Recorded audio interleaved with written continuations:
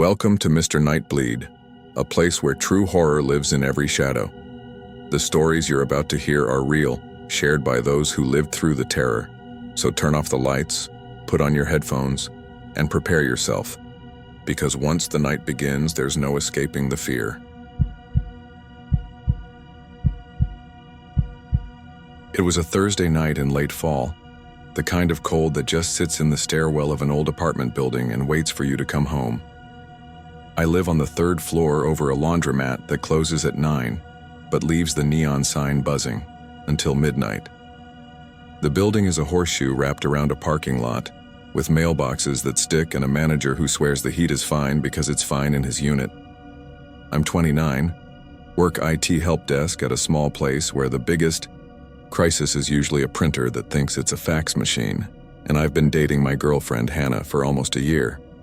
We aren't dramatic. She teaches at a preschool, laughs easy, falls asleep on movies right when the plot starts to matter. She has a younger sister named Mia who's allergic to everything, and a laugh that sounds like she's choking. We do Costco runs on Sunday. We fight about dishwasher loading patterns, that kind of relationship. The key was in a ceramic bowl by my front door, where I keep coins and receipts and the cheap aluminum flashlight you get free with a coupon.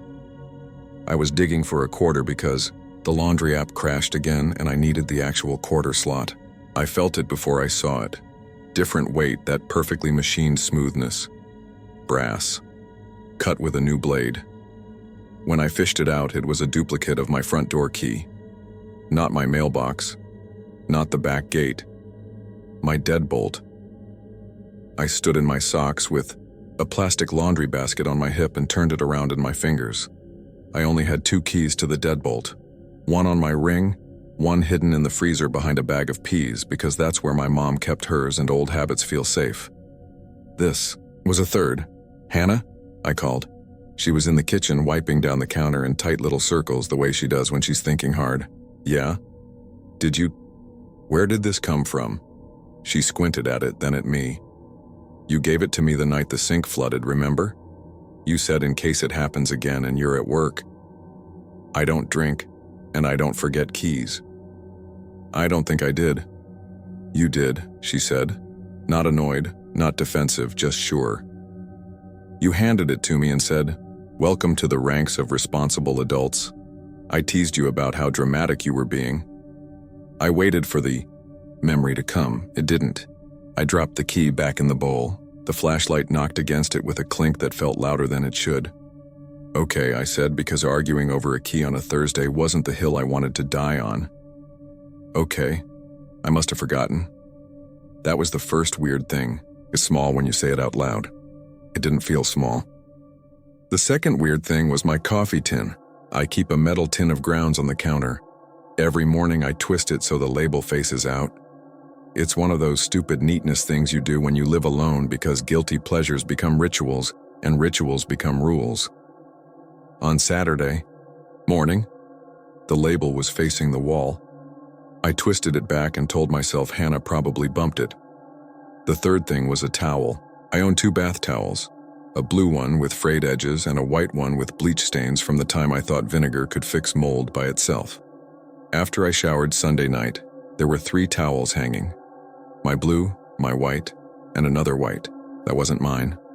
It was damp, not just from steam damp, recently used damp. I asked Hannah if she'd put an extra towel in the bathroom and she said no. Why would she? She uses mine or brings hers in her bag when she stays over. Little things. If this was a story on the internet I was reading at midnight, I'd be rolling my eyes at the guy for being dramatic about a towel. But put yourself in it. Put yourself in your actual bathroom in your underwear with damp on your knuckles that isn't yours. See how it feels. I set my phone up that night before bed on top of the fridge, angled to see the living room and the front door. I didn't tell Hannah. She fell asleep during the 3rd episode of whatever we were half watching, her braid falling down her shoulder. I wasn't trying to trap her. I was trying to trap something I couldn't say out loud. I flipped on the phone's camera with an old app that keeps recording until it runs out of storage and went to bed feeling stupid and wired. In the morning, there was a 3-hour gap of darkness, not dead battery, Not a glitch. The time code kept ticking, the sound kept humming. Refrigerator motor, distant pipes. But the picture was black, like someone had laid a trash bag over the lens and then peeled it away later. When the picture came back, the chair near the front door was 3 inches closer to the hallway. I checked the chair's leg marks in the rug. 3 inches is a lot when you're measuring lies. I walked a circle in my own living room and tried to talk myself down. The app bugged out. A moth crawled over the lens. The chair settled with the heat. Maybe I bumped it last night. Maybe I forgot. Hannah woke up, rubbed her eyes, and asked what was wrong. I said nothing because something put a bag over my camera sounds insane at 7:10 a.m. She made toast. I stood by the door and stared at the deadbolt. The brass ring around it had fresh scratches, little half-moons where a key slipped, and tried again. I took a picture. I texted it to Hannah later at work with, "Did you come by late last night? I thought I heard something." I don't know why I lied about the camera. I wanted it to be her. I wanted the answer to be easy. "I was with you," she wrote back, almost immediately. That was true. She'd fallen asleep on the couch. My stomach did that long, empty fall you get on roller coasters you didn't know had that drop. That afternoon, I asked Reggie, the building manager, about changing the lock. He said I'd have to pay for an approved locksmith and copy him the key, obviously, and why? Did I lose one? I said no. I just wanted a fresh lock. He shrugged and said, "You can change the cylinder for like $40 if you want. Your call." On Wednesday, I did it. I bought a new Schlage cylinder at the hardware store, watched a 10-minute tutorial, and replaced it with the satisfying feeling of having solved a problem. I handed Reggie a copy and he rolled his eyes and added a new tag to his ugly keyring. When I left for work Thursday morning, the brass around the brand new cylinder was clean and unmarked. Thursday night at 10, I noticed the new scratches. It's amazing how fast you can go from normal to crazy when something wants you to. I started staging the apartment like I was booby-trapping a bunker. I balanced 2 pennies on top of the door so they'd fall if it opened. I taped a hair, one of my own, dark brown and short, across the crack between the door and the frame. I sprinkled a thin line of flour by the threshold, a trick I'd heard somewhere that felt stupid until I did it. I took a photo of the coffee tin label facing out so I could prove to myself it moved. I wrote the exact angle of the chair's legs on a Post-it and stuck it under the rug. I set the phone recording again, but this time I turned the brightness way up and killed the fridge light so the lens wasn't a shiny target. Hannah came over around 11 with Thai food and a tired smile. She was late because conferences ran long at the preschool. Her hands smelled like lemon soap. We ate on the couch. She told me a kid named Dev insisted a spider in the sink was his friend and cried when the janitor washed it away. She laughed, telling it, then winced at the laughing, like it hurt her to let the day out. We went to bed. I watched the sliver of light under the bedroom door for too long and fell asleep without realizing it. At 2:38 a.m., something woke me, a noise like the polite clink of metal on metal. I slid out of bed, slow, careful not to jostle Hannah. She breathed on her side with the even, heavy rhythm of someone honestly asleep. In the hall, the air felt colder. I stood in my t-shirt with my heart beating in my throat, listening. The faintest scrape. The sound a key makes when you miss the slot by a millimeter. I walked with my back to the wall, toes careful on the wood because everything feels louder when you want to be quiet. I palmed the kitchen counter and took the aluminum flashlight without clicking it on. I reached the edge where I could see the front door and froze. The pennies were on the floor. The hair was snapped. The flower, God, the flower, had a single set of footprints stepping in and then turning toward the living room. Bare feet, small. I clicked the flashlight. The beam shot down and lit white dust in shapes that didn't belong to me. The door was closed. The deadbolt was thrown. Whoever used the key had locked it again behind them like a neighbor with good manners. Something moved by the couch. A rustle. The kind of movement a person makes when they're caught and trying to decide if they should bolt or play dumb. "Hannah," I said, not because I thought it was her, but because I wanted the sound of her name in my mouth to do something to the dark. "Who's there?" The rustle stopped. Silence stretched so thin I could hear the refrigerator motor click and start. My throat made a dry sound I didn't mean to make. I took one step toward the couch and the flashlight trembled a little because my hand wasn't steady. Someone sat up. She was small. A woman. Hair pulled back too tight. The kind of ponytail that looks like it hurts. She squinted at the light and brought a hand up to shield her face, and all I could think was that the gesture was familiar. It was a gesture I'd seen Hannah do on sunny mornings when I lifted the blinds too fast. "Please don't yell," the woman said. Her voice was soft. I kept the light on her and tried to keep it away from the bedroom door. "Get out," I said. It came out thin.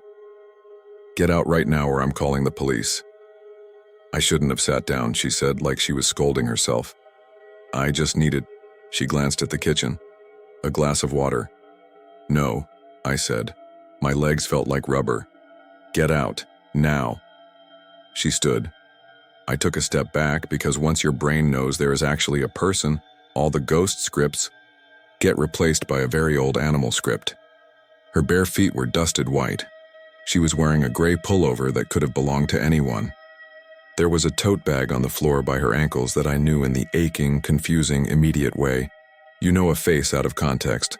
It was Hannah's tote bag, not Hannah's exact one, but the same brand, same stitched pattern on the side, same little frayed corner where keys rub. This one had a small enamel pin of a cartoon bee on it. "Who are you?" I said, because saying, "Why do you have my girlfriend's bag?" felt like pulling a trigger I couldn't stop. She blinked. "I'm Allie." The name meant nothing to me. I realized the light was in her eyes and aimed it down at the bag. She relaxed a fraction. "You're in the wrong apartment," I said, and then, "How did you get a key?" For the first time, she looked at the door like the question surprised her. "I live here," she said, and when I didn't say anything, she added, I did live here. 2 years. Eli and I. He kept the key when..."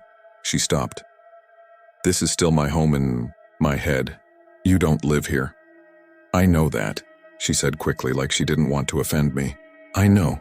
I'm not... It wasn't about taking anything. I just sit sometimes. When it's late, I sit where the chair used to be because that's where the heater vent hits your feet. And I listen." I realized she was standing exactly where my chair had been before it moved 2 inches. She had put it back where the heat touched. "Listen to what?" "Us," she said, and then caught herself. "You. Whoever lives here now. I didn't think you'd be awake. It's always quiet. Sometimes I water the plant. It's dying. You should move it to the other window." I almost dropped the flashlight because I don't have a plant. I killed a succulent a year ago and gave up. The plant she meant wasn't mine. It was a ghost of a plant that existed for her where my wall was. "I'm calling the police," I said, because nothing I could think to say would reassemble reality. She flinched. "Please don't. I'll go. I'll go right now." She reached for the tote bag, and I stepped forward without thinking because I didn't want her hands to come near me and I didn't know what she had inside. She froze with her fingers in the straps. Then she did something that made my skin peel a layer off from the inside. She smiled a small, polite, embarrassed smile that was exactly Hannah's kind smile when she bumped someone with her cart in a grocery store. "You look like her," I said before I could stop myself. She looked up. "I know." "How do you know?" "Because I saw you two argue once," she said. Not unkindly, not gloating, just stating a fact like weather. "In the kitchen. It wasn't a bad fight. You were both tired. She doesn't like when you keep your shoes on. You don't like when she puts wet forks face down in the drying rack." I moved the light off her again because my hand was shaking more now. "You need to leave." She nodded and edged around me, barefoot in my flour, careful not to brush me. Her hair smelled like the kind of shampoo you buy when you don't feel rich enough for good shampoo. When she reached the door, she looked at the lock, at the new brass. "This one sticks," she said. "You have to pull the door toward you when you turn or it scrapes." She did it, pulled, turned, and the deadbolt gave with a clean click.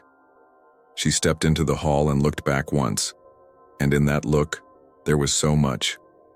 Apology, nostalgia, A little bit of anger at me for being here when she felt like she still should be. That I shut the door like I'd seen something private. I stood in the quiet with the beam of the flashlight searching for a second person who didn't exist. My flower was a mess of powder footprints, and mine and hers. The pennies were on the floor. My hair was snapped clean like a magician's trick.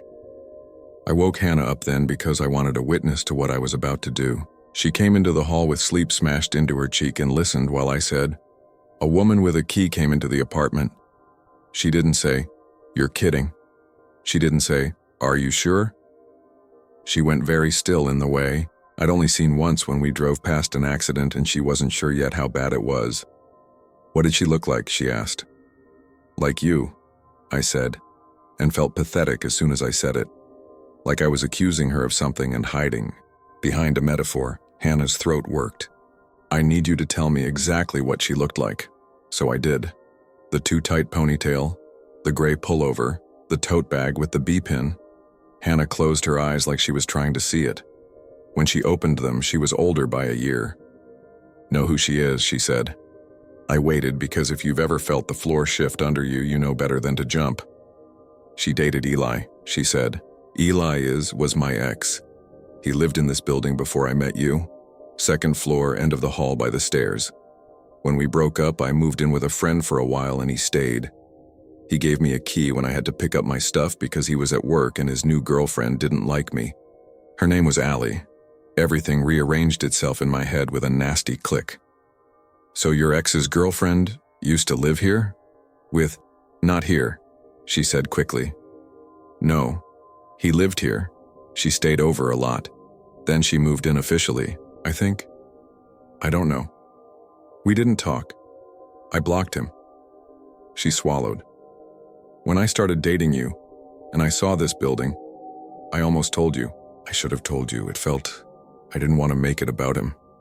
How would she have a key to my unit? She shouldn't." Hannah's voice got thin.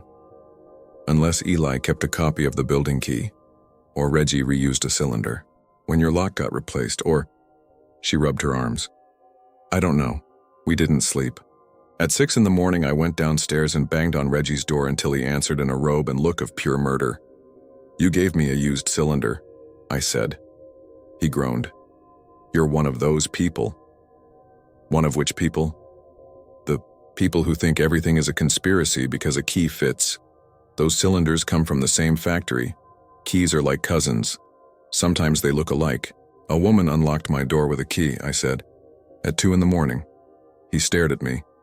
Then he sighed so hard it made his robe puff. 'Fine. I'll rekey it myself today. New pins, new key. You cover the parts.' I covered the parts and watched while he did it, which he hated. He showed me the new pins and the new keys and the new little tag on his ugly ring. He said, 'Happy?' I said, 'No, but thank you.' He slammed my door just hard enough to make a point. I also called the non-emergency line and filed a report that felt ridiculous to say out loud. The woman on the phone asked if anything was taken. I said no. She asked if the person threatened me.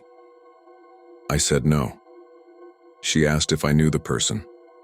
I said, kind of. She said a patrol car could swing by later and have a chat if the woman came back. If Hannah made coffee. Neither of us drank it. Around 9 she left for work because preschoolers cannot teach themselves and bills do not care that your apartment is an open mouth at night. Before she left, she put her hand on my chest in that way that feels like a blessing and said, "I'm sorry." I said, "For what?" She said, "All of it. The key. Eli. That building gravity that pulls stupid history into now.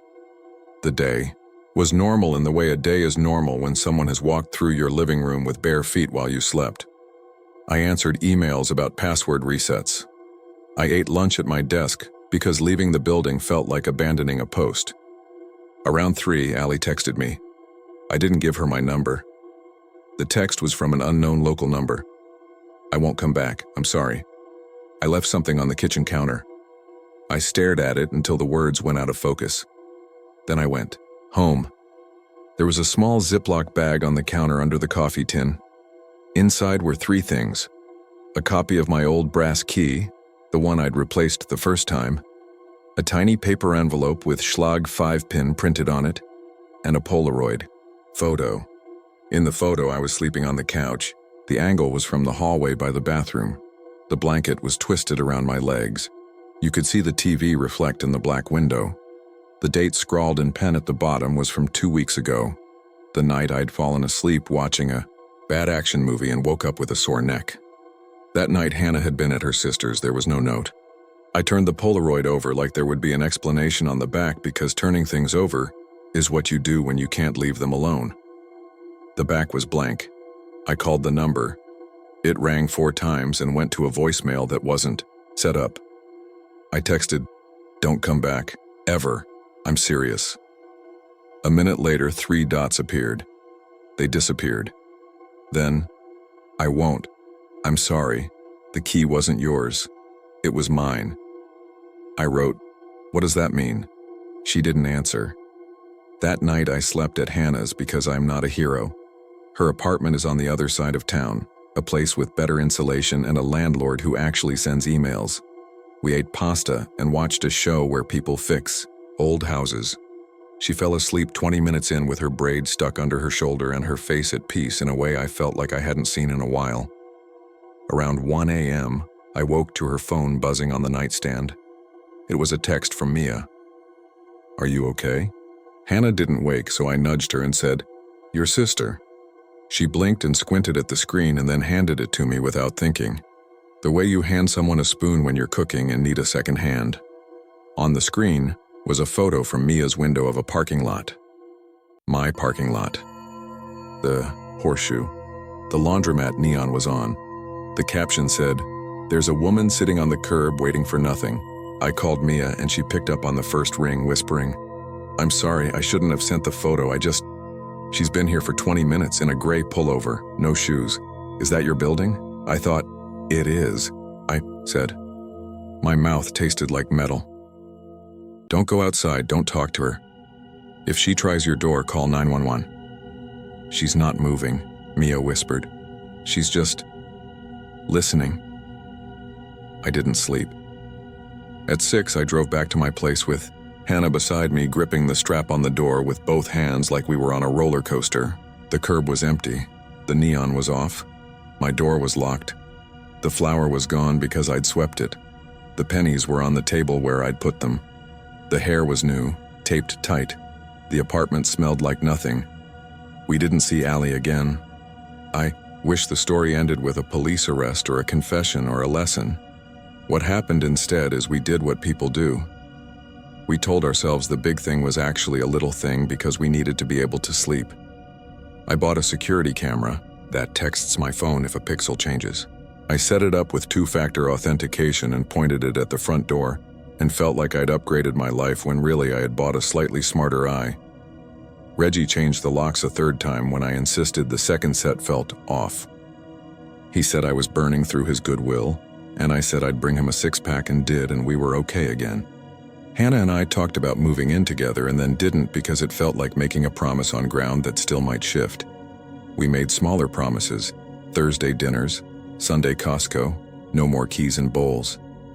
2 weeks later, on a drizzly morning that made the stairwell smell like wool, I went down to check my mail and saw Mia coming up the steps with a bag of groceries.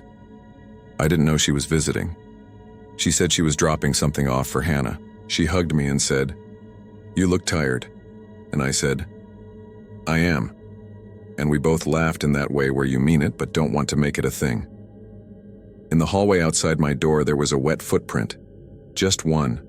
Small. Bare. It faced the door like someone had stood there listening until the water dried from the rest. Inside, the apartment was fine. The chair was where I left it. The camera feed was a soothing grid of nothing moving. The coffee tin label was facing out, and I actually laughed at myself for checking it. That night I dreamt I woke up. In the dream it was 3:17 a.m., and the apartment was a still photograph of itself. Everything exactly where it should be. The chair, the post-it under the rug, the flashlight on the counter. I stood on the rug and felt the faint warmth of the heater at my ankles and a presence beside me. I turned and Hannah was there. only not Hannah. Her shape, her height, but the wrong gravity. I said her name and she lifted her hand to shield her eyes the way she does when the blinds are too bright. I woke up with my heart sprinting and it was 3:18 for real, and the camera notification on my phone said, "Motion detected, living room." I opened the app with my thumb already shaking. The recording was 31 seconds long. It was black for 30 of them. The last second was a blur of the living room and the sound of my own sleep breathing, and something soft in the foreground like a hand lifting away from the lens. I showed Hannah in the morning. She watched it twice with her lips pressed together. She didn't say, "It's a glitch." She said very quietly, "I think we should change everything." Everything? Not just the lock, she said. Where the chair is, where the bowls go, the way we walk through the door. If she comes back to listen, I want her to hear something else. I want her to hear a house she doesn't know. So we did. We moved the chair to the other side where the heater doesn't hit your ankles. We put the coffee tin in a cabinet and left the label facing the wall on purpose. We got a rug. We bought a cheap plant just so we could put it in a different window. I don't know if any of that matters. I don't know if making new grooves in a place changes who can slip along them invisible. Sometimes late, I sit in the new chair and try to imagine what it would feel like to listen to a life you aren't part of anymore. I try to give Allie the benefit of the doubt and imagine that what she wanted wasn't to scare me, but to be close to an echo of herself. Sometimes that helps. Sometimes it makes it worse because then I can't write her off as a villain. She becomes a person who did something wrong for a reason that almost makes sense, and then the night feels full of other people doing that, and I sleep with the light on. Last week we finally decided, new place, new neighborhood, real heat. Windows. That shut first floor so Hannah doesn't have to climb stairs with groceries. I did the thing where you hold a folded cereal box on top of your head and walk under doorways measuring if your couch will fit. We signed papers and looked at paint chips and decided we are people who like sage green now. I said, "All new, locks day one," and the landlord laughed like, "Yes, obviously, you lunatic." We set a move date. 2 days after that, at work, my phone buzzed. It was a text from an unknown number. "I won't come back," it said. I meant it. I stared at it until the letters were just shapes. Then I wrote, "Thank you." I meant that. I don't know if she meant it. I don't know if she has a spare key to a day I haven't lived yet. That night I packed the ceramic bowl that used to sit by my door, the one that started this whole thing. I wrapped it in newspaper and taped the box and labeled it Misk. When I carried it to the stack in the living room, something slid inside and thunked against the ceramic. It was the sound a small heavy thing makes when it shifts its weight. I cut the tape with my thumbnail and reached in. The bowl was cool. In the bottom was a brass key. Not to my apartment, to something old, flat-headed, different cut, shiny, like it had never been used. There was a tiny sticky note stuck to it that just said, in someone's careful handwriting, "Front gate." I went downstairs. The front gate to the parking lot is always propped open with a brick because the hinge sticks. That night it wasn't. It was shut. I put the key in the lock and turned, and the gate opened with a well-oiled sigh that sounded like breath. I stood in the open and looked at the horseshoe of the building and the dark windows of other people's lives, and I felt watched, and not in a dangerous way, not exactly. In a way that reminded me there are versions of us walking around in other people's heads with their own keys to rooms we don't know exist. I locked the gate and went upstairs and put the brass key in the bottom of the bowl and taped the box shut again. I didn't tell Hannah, not because I was keeping a secret. Because sometimes the terrible, ordinary truth is simple. I do not know what is mine and what isn't. I do not know which keys I handed to someone without remembering. I do not know how many times a camera has been covered and uncovered while I slept, and I do not know what I look like in the dark to someone who misses their own life. We're moving next week. New locks, real heat, sage green walls. We'll put the chair anywhere we want, and I'll forget to twist the coffee tin label because it will be in a cabinet, and I'll be busy being a person in a place where no one has sat in the old heat path. Maybe that will be enough. Maybe nothing is enough. 2 nights ago, my phone buzzed at 3:18 a.m. and I ignored it on purpose. In the morning, I checked it because I'm not a hero. And there was a motion alert from the camera. 31 seconds. Black for 30. In the last second, a blur. The sound of my own sleep breathing. The faintest scrape of metal on metal. Polite. Like someone practicing being a good neighbor. There are pennies on top of the door again tonight. I know they won't help. I leave them anyway. I don't think she'll come back. I think that's what scares me most.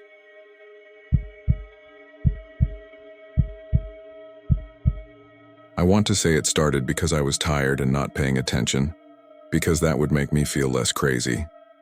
But the truth is, I noticed right away. On certain evenings, her smile sat wrong, like a mask that learned the shape but not the warmth. Our dog Scout is a mutt with a good heart and a stupid little underbite, and he loves literally everyone, delivery drivers, the mailman, the neighbor who complains about him. So when he refused to go near my girlfriend on those nights, my stomach tightened in a way I still can't fully describe. This was last winter in an old brick building with paper-thin walls and radiators that hissed like they were gossiping about you. My girlfriend, Marissa, had started working the evening shift at a rehab center just outside the city. She'd roll in after 10, scrub top under a puffer jacket, hair in a messy bun, chapped knuckles from constant sanitizer. I work days in IT, which is just a fancy way of saying I tell people to restart their computers and then act like I did something heroic. We were both adjusting. New schedule, less overlap, quick dinners. Normal stuff. The first time it happened, she was late. I had a cheap frozen pizza in the oven, 2 slices already missing because I'm weak, and I heard her key in the lock. Scout ran to the door like he always does, nails clicking. The door swung. Cold air pushed into the apartment, and there she was. Marissa's shape, Marissa's coat, the little frizz of hair that escapes her bun. She smiled when she saw me. Only it looked like the smile was something she put on before. She walked in, not something that happened to her face, like she'd rehearsed it. I remember thinking, she's exhausted, don't be weird. I said, hey.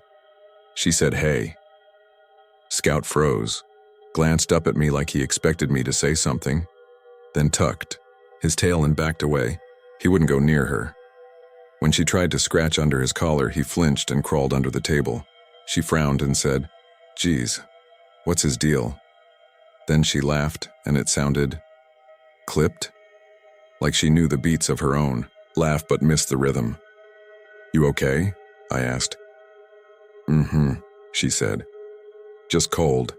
That should have been it. People have off days and stiff smiles when they're half frozen from scraping ice off their windshield.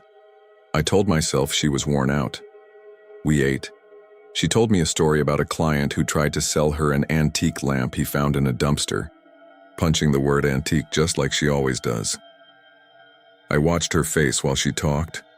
It looked fine when she wasn't smiling. Scout came out from under the table only after she'd taken a shower and put on her old college hoodie.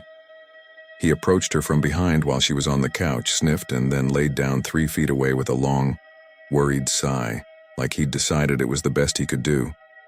That should have been it. I keep saying that. But it wasn't. A week later, after another late shift, I woke up thirsty around 3. The apartment was dark except for a blue strip of light sneaking in from the street through the blinds. I padded into the kitchen without turning on the overhead, grabbed a glass, and stopped. Marissa stood by the sink facing the dark window, shoulders hunched like she was bracing against a storm. Her phone sat face down on the counter. I opened my mouth to say her name, but before I did, I heard it.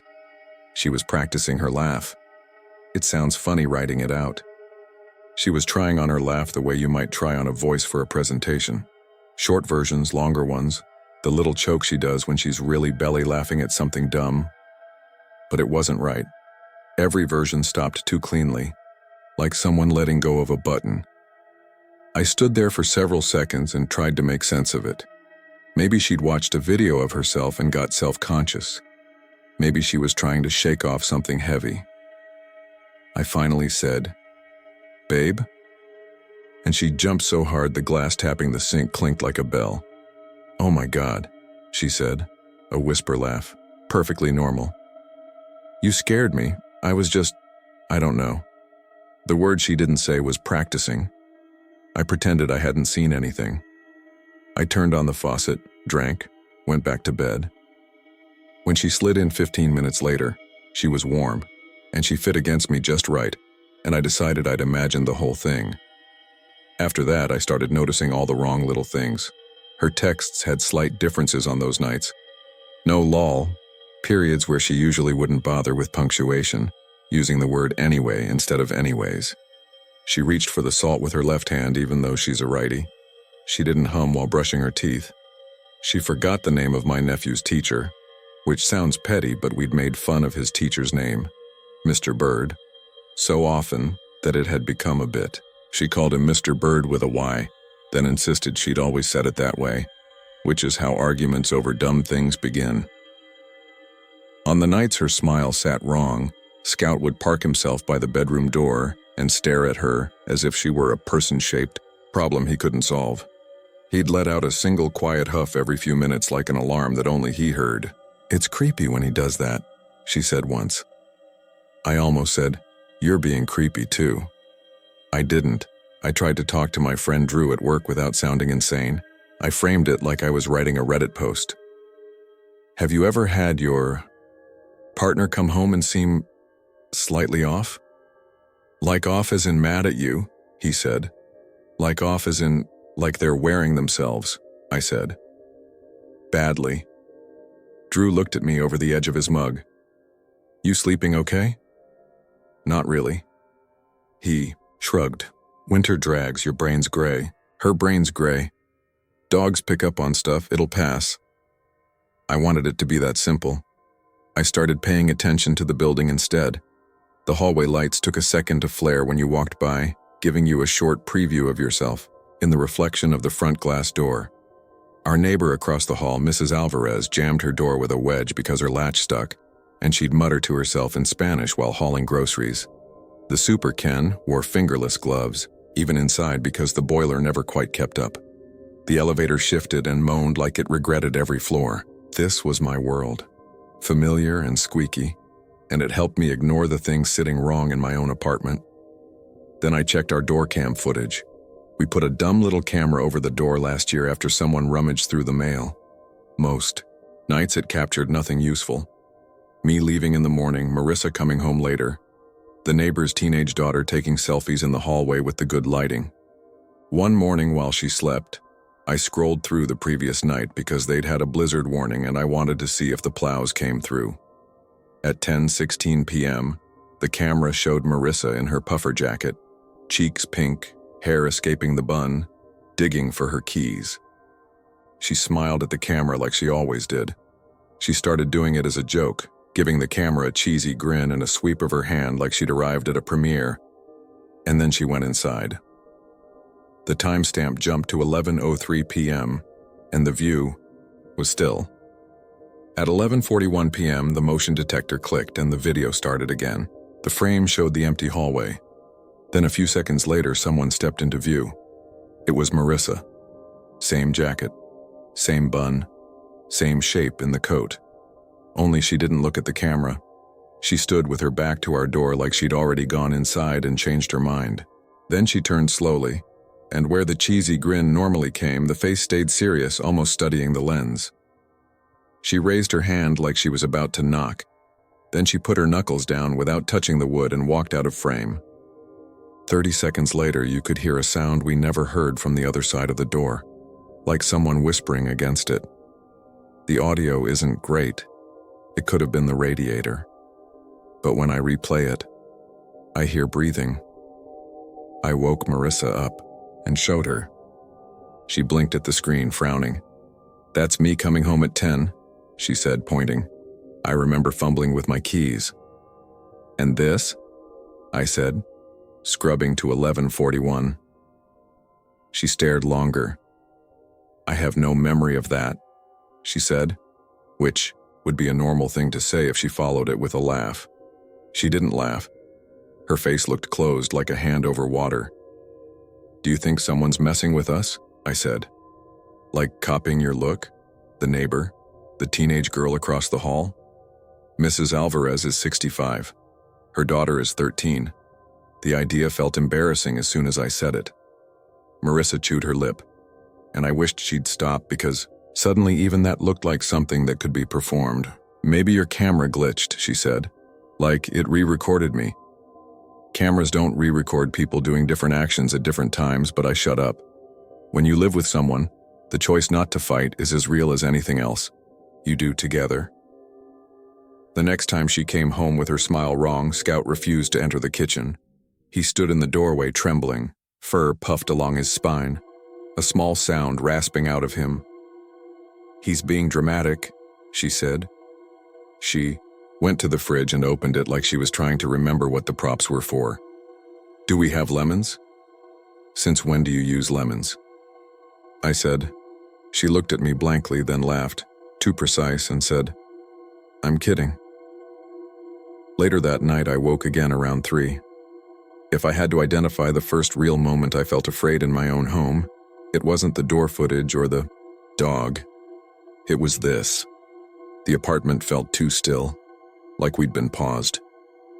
I lay there listening, and in the quiet I heard a shape of sound that wasn't a sound. The pocket of air that opens when someone is holding laughter in their throat. I slipped out of bed. I don't know why I didn't wake her. I padded down the hall to the kitchen. The overhead light was off. The microwave clock threw a green square onto the counter. Marissa stood facing the window again, but this time her head tilted toward the dark pane like she was waiting for an answer. She made the laugh again. It came out almost perfect, then stopped like a cut wire. I watched her roll her shoulders and try again. On the third try, she added the hitch that is so her, and I almost said, good, that's it, you got it. And then something in my chest burned cold because I realized that was exactly what she wanted to hear. She must have felt me. She turned, and the smile appeared on her face so fast it made me think of dropping a mask onto a hook. Hey, she said softly. Couldn't sleep? I nodded. Me neither, she said. Come back to bed. I did. I didn't touch her. I lay there, pretending not to hear her breathing practice the rhythm of sleep. I told myself I'd handle it, that I'd bring it up gently with her, maybe blame it on the door cam and ask if she'd be open to talking to someone, a counselor, a doctor, anyone.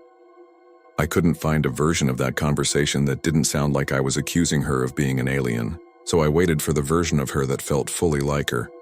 On those nights, Scout would flop in her lap, kicking his back leg while she scratched his spot. She'd eat popcorn by throwing pieces and catching them like she always did. And one would bounce off her nose and I'd know we were okay. Then she'd go to work and I'd be alone with my thoughts, which were the worst company. The next time we saw my parents, my mom hugged Marissa and said, "You're too thin," which is what she says to everyone. At dinner, Marissa told a story about her brother getting lost in the grocery store when he was 7, and I watched my mom watching Marissa, trying to figure out what can be seen by people who haven't been living inside the same weird week.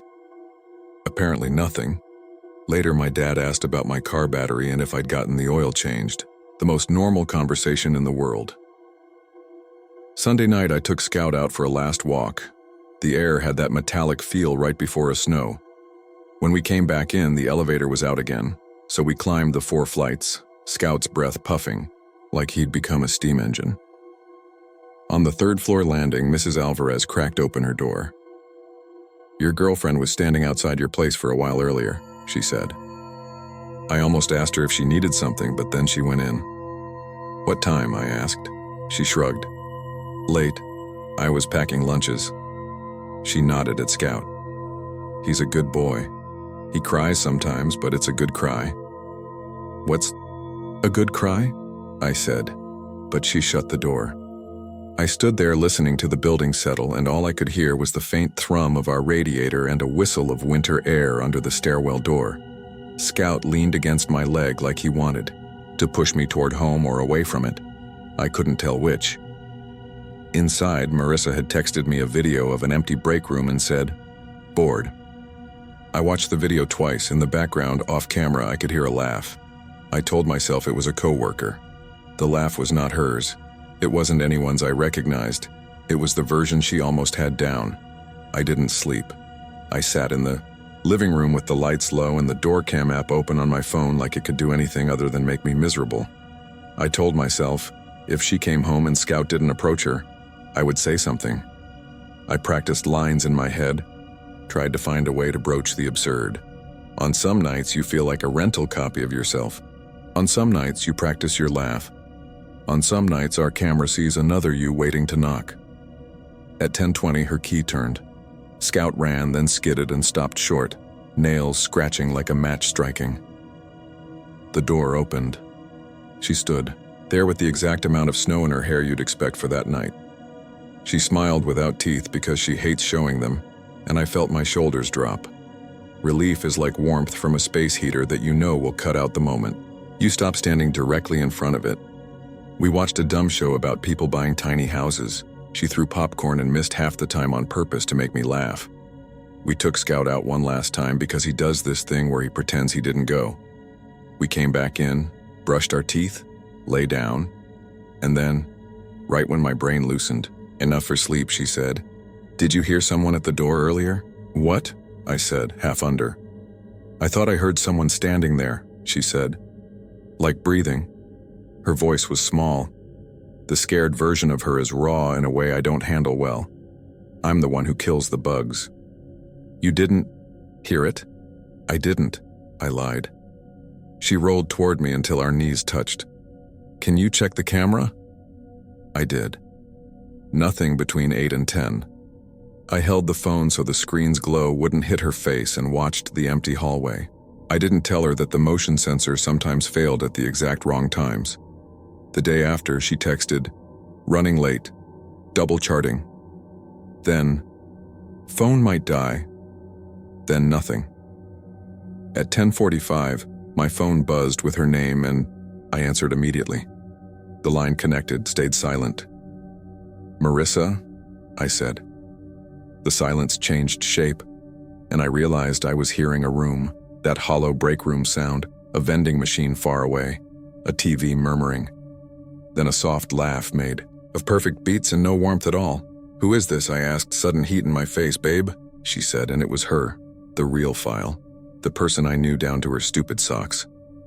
"Sorry," I set the phone down. "What's up?" "What was that laugh?" I said. "Are you with someone?" "Yeah, Liz," she said, naming a coworker I'd met twice. "Why?" "No reason," I said. "Call me when you're leaving." "I will," she said. Then after a beat, "Are we okay?" "Of course," I said. We weren't. Okay is a tiny boat with too many holes. I decided I'd wait for her to call and then meet her at the building's front door, because suddenly it felt important that I be the one to let her in. While I waited, Scout paced a 3-step route from the rug to the door and back. Every time the pipes knocked, he flinched. I held his collar and he leaned into me so hard it felt like he was trying to put himself inside my ribcage. At 11:22, her name lit the screen again. "Leaving now," she said. "Phone at 5%. See you in 15. I grabbed my coat and the leash and we went downstairs. My breath fogged in the lobby. I could see my reflection in the glass door, and beyond that the empty steps and the snow filtering through the streetlight like static. I stood there and watched the snow until I saw the shape of her coming up the steps. Scout started wagging, then stopped so abruptly I thought he'd seen a ghost, which is the stupidest thought I've ever had. She reached the door and I put my hand on the handle to hold it closed for just a second, like I was bracing it against a gust of wind. She looked up at me with that almost smile and tilted her head. The tilt wasn't hers, it was maybe 5 degrees too much. She tapped the glass with her fingernail. Tap, tap, tap, exactly the way she taps my laptop when she wants me to look at something. Boyfriend mimicry. "Let me in," she said, loud enough to come through the glass. "Tell me something only you'd know," I said, meaning to make it a joke and failing. She smiled wider, too wide, and then controlled it. "Evan," she said, softer now. "You're being weird. I'm freezing." "Tell me where we left the space heater," I said. "Tell me what we argued about last Sunday." She breathed on the glass and drew a little heart with her fingertip, like a person making a perfect imitation of a human doing a cute thing. Behind me, Scout made a noise like a whine pulled tight until it turned into a whistle. The elevator cables hummed. The radiators clanged. Somewhere outside, a car door slammed. In the distance, I heard the muffled sound of my phone buzzing in my pocket. I didn't take my hand off the handle. I pulled my phone out and looked down, and the name on the screen was Marissa, with her little selfie. I looked up at the woman on the other side of the glass, and she looked back, and in the 2 seconds my eyes moved from one to the other, she changed her face. Not the features, but the expression. She stopped being annoyed. She went open. She tilted her head the right amount. She warmed the eyes. If she hadn't practiced, I wouldn't have noticed, I answered. "Hey," I said, not taking my eyes off the woman at the door. "Hey," said Marissa, real, exhausted, a cough in her voice from talking all night. "I'm outside. Uber just dropped me. Can you buzz me in? My hands are ice." "I see you," I said to both of them. There was the smallest pause on the phone. "What?" she said. "Stay there," I said. I didn't buzz. I didn't open. I watched the woman at the door copy the way my real girlfriend warms her hands under her armpits.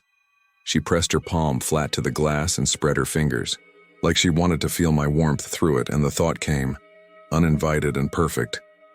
She wants feedback. "Evan," said the voice in my ear, and it was just a woman with chapped knuckles and a bag that needs a new strap, standing on the steps looking up. My heart was beating in my neck. I said, "What did we argue about last Sunday?" Too loud and too fast, and I heard my voice echo in the lobby like a person who'd finally decided to make a line in the snow and stand on it. "We didn't," she said right away. Then, "No, the crying thing. I said Scout's cry is like it's good, and you said, 'What's a good cry?' and then you laughed." The woman in front of me tilted her head too far again and corrected immediately. She couldn't know that. She could only copy it after she heard it. I buzzed the door. The lock stuttered. The woman in front of me pressed the handle and pulled. Nothing. The buzzer had opened the inner door, not the outer. Our building is dumb that way. You need the actual key for the outer door at night. "I'm on the south side," said the phone. "The steps. Can you go to the north door?" I said. "I'll meet you." The woman at the south door stopped pushing. She looked at me the way you look at a puzzle that has flipped itself over. Then she smiled again, and I got the feeling that the smile wasn't for me. It was for later. She walked backwards down the steps without turning away, which is such a small, stupid thing, but you don't realize how rarely people do it until you see it twice. Then she turned and disappeared into the snow. I ran down the hall to the north side. Scout, instead of tearing ahead, leaned back on the leash. I dragged him. I turned the corner, and there she was. Marissa in her stupid gray beanie with the pom-pom, cheeks red, key already out between her fingers like a weapon. She saw my face and said, "What?" "I thought I saw—" I began and stopped. Any version of that sentence sounded like something you can't take back. "Come on." We went in. I locked both doors. I chained them. I checked the hallway. I checked the stairwell. I checked the door cam and watched a few minutes of nothing. Marissa kicked off her boots and looked at me, and I realized my hands were shaking. "Talk to me," she said. I told her. Not all of it. Enough. The wrong smile, the practiced laugh, the door footage. I heard how I sounded, like someone connecting ordinary dots into a picture he wanted to be extraordinary, because ordinary would be too simple to accept. But I watched her face as I talked, and she didn't laugh, not even the clipped version. She listened, and when I finished, she said very quietly, "I don't think you're crazy." "Say that again," I said, and she did, and Scout's body softened like he'd been holding his breath. We slept with the lights on. When I woke up, I felt hungover without the fun part. The daylight made it all feel like a fever dream. Marissa worked another evening shift the next day and begged me to stop looking at the door cam. I said I'd try. I failed. At 11:27, it caught the empty hallway, and at 11:29, someone walked past in a puffer jacket without looking at the camera. You can convince yourself of anything with a bad angle. We did the only thing we could think to do. We changed small things. Marissa switched to day shifts. We started leaving a radio on low at night in the kitchen. We put a draft stopper at the bottom of the door like we could keep out not just cold but anything that liked the shape of us. I moved my chair in the living room so it didn't reflect in the window, because more than once I'd looked up and seen a person in the glass who turned out to be me, and my heart couldn't take that twice every night. Things calmed down. Mostly. There were still nights when she came home from seeing her mom or grabbing something with a friend, and I saw the too wide smile first and then the correction, and we'd both pretend it hadn't happened. Scout would stay near me until she said his name in exactly the right tone, and then he'd relent like someone who forgives easily and often, which is why he's a better person than me. Then one night in March, I woke up to the sound of someone in the kitchen, making a small, precise sound. The way you might practice stepping over a squeaky board to learn where it is. I lay in bed trying to decide whether to go or to stay, and I did the brave thing people do in these stories, which is to lie there and think about doing something until the choice got made for me. Marissa rolled over and put her palm on my chest and said, "Why are you practicing my laugh?" My blood went cold and hot at the same time. I swallowed. "What?" She lifted her head, eyes not fully open, and in the low light she looked soft, real. "I've been hearing it all week," she murmured. "From the kitchen." "I thought that was you," I said, and the words felt like a terrible coin flipping in slow motion. In the morning we didn't talk about it. Small changes continued to be our strategy. New toothpaste, new route for Scouts Walk, new playlist. We were pretending to be new people and hoping the thing that visited liked the old version better. A few days later, Drew at work said, "You look better. Sleeping?" "Yeah," I lied. I didn't tell him that. The night before I'd been brushing my teeth and looked up and watched my face try on a smile in the mirror that wasn't mine. It was my smile done by someone who'd never felt the thing that made it happen. I stood there with a glob of toothpaste on my lip, feeling like I'd been copied. I wiped the mirror with my sleeve and told myself I was tired. The last thing, I know you're waiting for some ending where we caught someone, where I pull a mask off and it's the super or a neighbor or a guy from her job with a fixation. I wish. Sometimes I think that would have saved us. You can call the police on a person. You can move buildings. You can't move out of your own face. The last thing was last week. We were packing to spend a weekend at my parents' to get a break from the building and the season and, if I'm honest, from ourselves.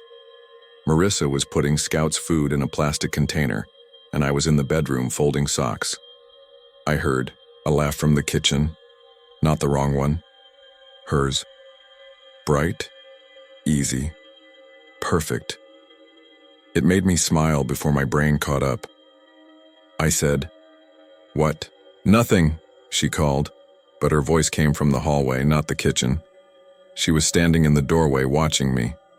"Did you say something?" she asked. I looked past her toward the kitchen. The light was off. The radio was off. The apartment was quiet. "I thought you laughed," I said. "I didn't," she said. Scout put his head up from the bed and watched both of us like we were two people he wanted to keep separate. We didn't stay the weekend. We said we would, and then we didn't. We told my parents something came up. We lay in bed and stared at the ceiling and held hands like we were crossing a street. The building still has its noises. The radiators hiss. The elevator moans. Our door cam has nothing interesting on it when I check and everything interesting when I don't. On certain evenings, her smile sits wrong, and on certain mornings I catch my face trying out expressions like a student, running lines in the mirror before a play. Maybe that's all we are.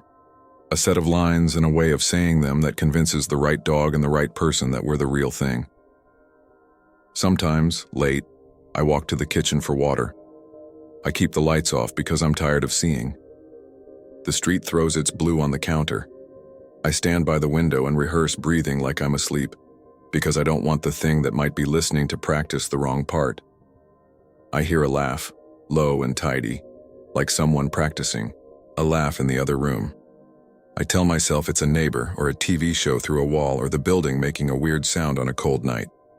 I stand still until I feel her hand on my back and she says, too softly to be anyone else, "Hey." I turn and her smile fits, mostly. She tilts her head just right. Scout sits in the doorway and considers us. He stands. He comes forward. He stops. He looks at me and wags once slow, like a question. I crouch and hold out my hands to him and he edges closer and presses his head into my palm, and for a second I feel steadied by the weight of him, the warm little skull, the exactly right dog I know down to his stupid underbite. Then he flinches, just a tiny flinch, and pulls back like he caught a whiff of something that smelled almost like me.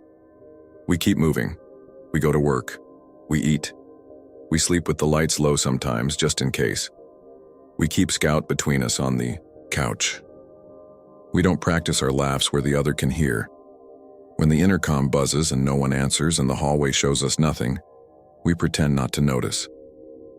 A few days ago, I was changing a light bulb in the bathroom and caught my face, in the mirror looking back with patience. Not the way I look at myself, the way you'd look at a person you're going to be for a while. I blinked and it was gone. I called Marissa in and made her stand there with me, and we looked at ourselves and neither of us practiced any expression, and the dog sat between our feet and leaned like he was trying to be a bridge. We're still here. I'm posting this because I think sometimes writing things down sets them outside of you where they can be smaller. I know how this reads. I know what you're supposed to say. See a doctor? Check for gas leaks? Move, maybe we will. But what if it doesn't matter where we go? What if the borrowed face isn't in the hallway or the window glass, but in the work of being a person together, and it visits anyone who starts to look familiar? What if everyone, on certain nights, smiles a fraction too wide in their own mirror, and then corrects it, and then doesn't tell anyone? If you're reading this with your partner in the room, don't look at them right now. Wait until they laugh later, at something dumb, and listen for the button at the end, the soft click of it stopping. If you don't hear it, you'll know, or you won't, and you'll go to bed and breathe your practiced sleep. And your dog, if you have one, will lie down 3 feet away and sigh like he's decided that, for tonight, this is close enough.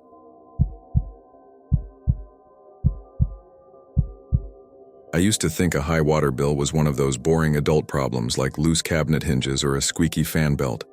You grumble, you pay it, you forget it. That was before the bills started doubling, then tripling, and before I learned what a toothbrush sounds like when it moves through someone else's mouth on the other side of your bathroom wall at exactly 2:06 a.m. This was last year, in a squat old brick apartment building on the edge of downtown, the sort of place with radiators that clank like they're chewing nails and hallways that smell like dust stuck in the 70s. My girlfriend, ex now, Maya, stayed over 2 or 3 nights a week, and most of our neighbors were single people who worked weird hours. A nurse upstairs, a guy who drove nights for a parcel service, a grad student who slept all day and played drums at 10 p.m. The building wasn't nice, but it had charm. Big windows, real wood doors, a bathroom with hex tile that was probably original. When I got the first big bill, I figured I'd left the shower running or the toilet flapper was leaking. It jumped from $19 to $49. Annoying, but whatever. I replaced the flapper, watched the bowl like a hawk, no ripple of water. I checked the tank with food coloring to see if there was a slow leak. Nothing. The next month it was 91. That's when I called the building office and they sent Roland, the super. Roland was one of those guys who kept a cigarette in the corner of his mouth even when he was chewing gum. He knocked on pipes, put his ear to the wall, shrugged in a way that said, "I've seen worse." "You on the top floor?" he asked. "Second. Out of 3. Then it ain't roof runoff." He turned the shower on and off like he was trying to catch it in a lie. Probably just the meter. They mess up. Can meters mess up by tripling only at night? I didn't know why I said that. It felt true. I had this vague memory of waking up at 3 in the morning and hearing water somewhere. Not the toilet, not the sink. A hush and then a thin hiss like someone with patience was rinsing something for too long. Roland scratched his stubble. "You hearing anything weird?" "Not really. Just the neighbors." The nurse walks heavy. "Write down when you hear it," he said like a doctor. Time, place. I'll talk to Janelle in the office about the meter. That night, I went to bed thinking about nothing, which is my way of saying I scrolled through my phone until my eyes hurt.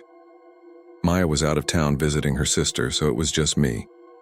I remember the clock glowing 1:40 a.m., then midnight radio static for a while, and then my eyes opened for no reason, dead awake, because there was a noise and I knew it had been happening for some time.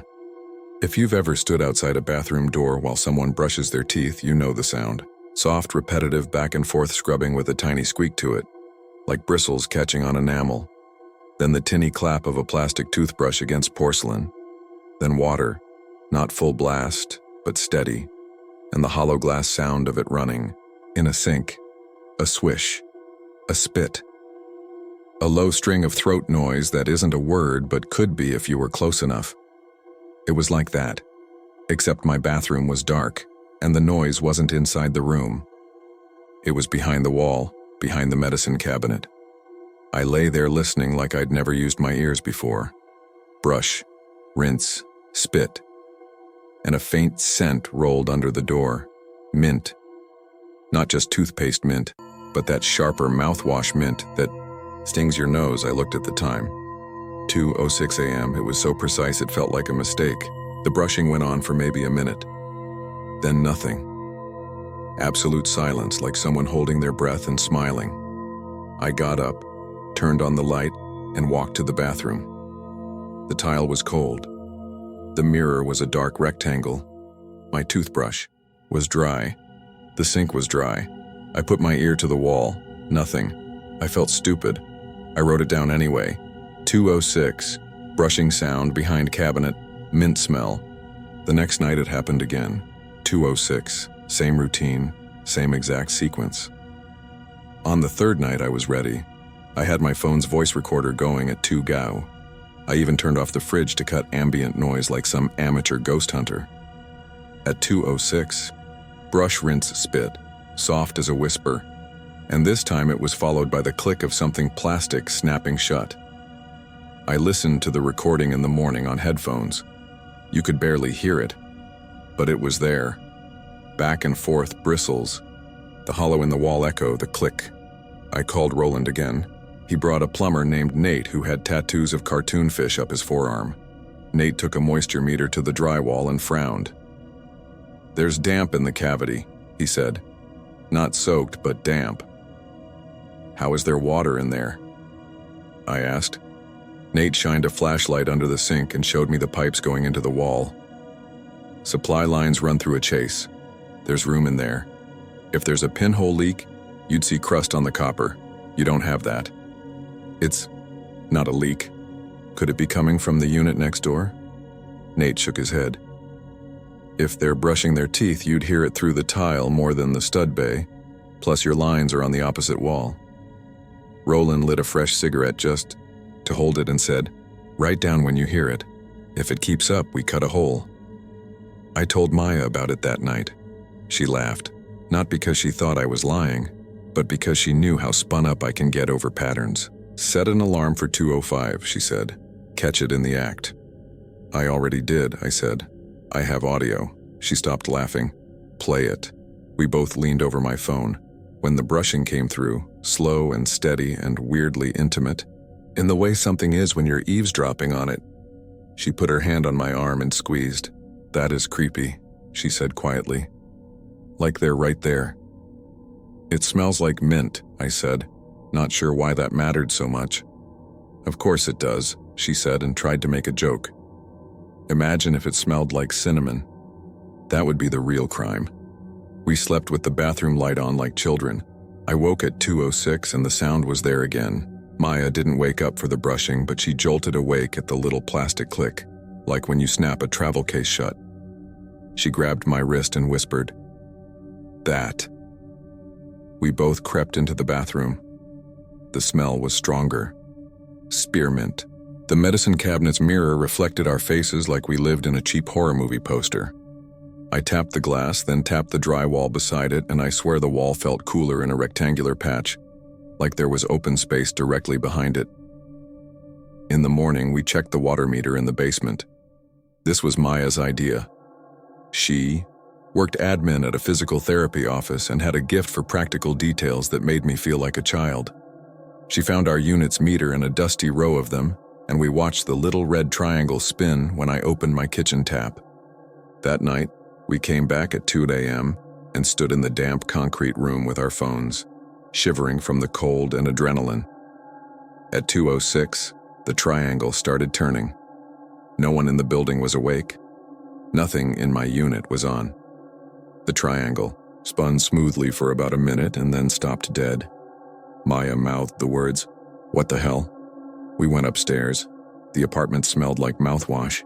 I can't explain how it moved through the air so fast or why it felt like it wasn't just smell, but a presence. Someone had done something they expected us to notice and enjoy. The office didn't laugh when I told them anymore.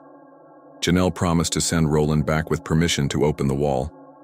We had to wait 3 days for that, which I spent not sleeping much and developing this mild obsession with exactly where the sound originated. I'd lie in bed with my eyes closed and picture the studs, the drywall, the chase. I borrowed a cheap borescope camera from a coworker, the kind you plug into your phone. After dinner on the second night, I popped the medicine cabinet off its screws. Behind it was the drywall, and behind that, well, I didn't know yet. I drilled a tiny hole big enough for the camera. When I pushed the lens through, a wash of cold air touched my knuckles. My heart started going like I'd run full sprint. The camera showed darkness, and then, when I panned left, a narrow shaft. The light from the lens picked up the corner of something white and plastic about 2 feet below the hole, like a travel soap dish sitting on a ledge. I felt dizzy. I pulled the camera back and listened. From somewhere below us came a door slam and a voice, a TV maybe. Maya touched my shoulder. "Don't go further," she whispered, like we were going to wake something up. In the middle of all this, normal life kept happening. I went to work. Maya sent me texts about a stray cat her sister found. We folded laundry and ate cereal out of coffee mugs because all the bowls were in the dishwasher. And then 2:06 would come, and the air in the apartment would change, as if the building took a breath and someone who understood the structure better than me moved within its lungs. On the morning Roland came back to open the wall, Maya was pale. She had this travel kit her dad gave her years ago, a leather one with her initials embossed. MG. It had gone missing 2 weeks before this started, and we'd looked everywhere. Under the bed, in the trunk of my car, in the pockets of her work tote. We joked that it slipped between realities, like socks. She stood in the doorway with her arms crossed while Roland scored a rectangle with a utility knife and pried the drywall off with a flat bar. Behind the wall was exactly what I'd seen with the camera. A dim vertical shaft between studs and a little below the hole, a flat run of old masonry that must have been part of the building's original bathroom. The air coming out of there was cool and chemical. Roland stuck his flashlight in and swore softly. "What?" I asked. He reached in and lifted something white and plastic. It was a travel toothbrush case. I could see a smear of dried toothpaste along the inside where the bristles would rest. He handed it to me automatically like a magician forcing a card. I opened it. Inside was Maya's travel toothbrush.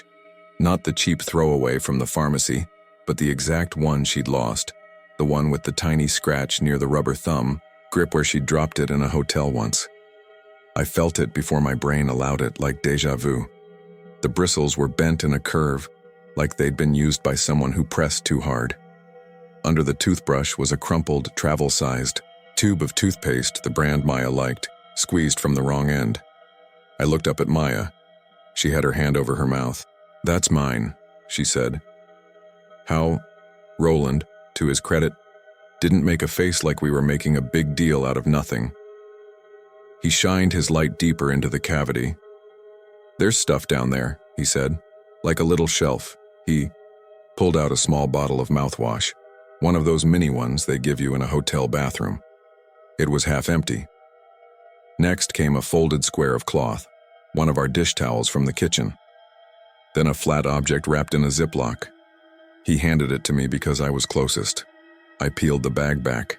It was a photo, a glossy 4x6. My chest got tight and hot at the same time. It was a picture of me asleep. I was on my side facing the window, blankets tangled at my waist. The clock on my nightstand glowed 2:06. The photo had a slight downward angle, like it was taken from chest height by someone standing at the foot of the bed.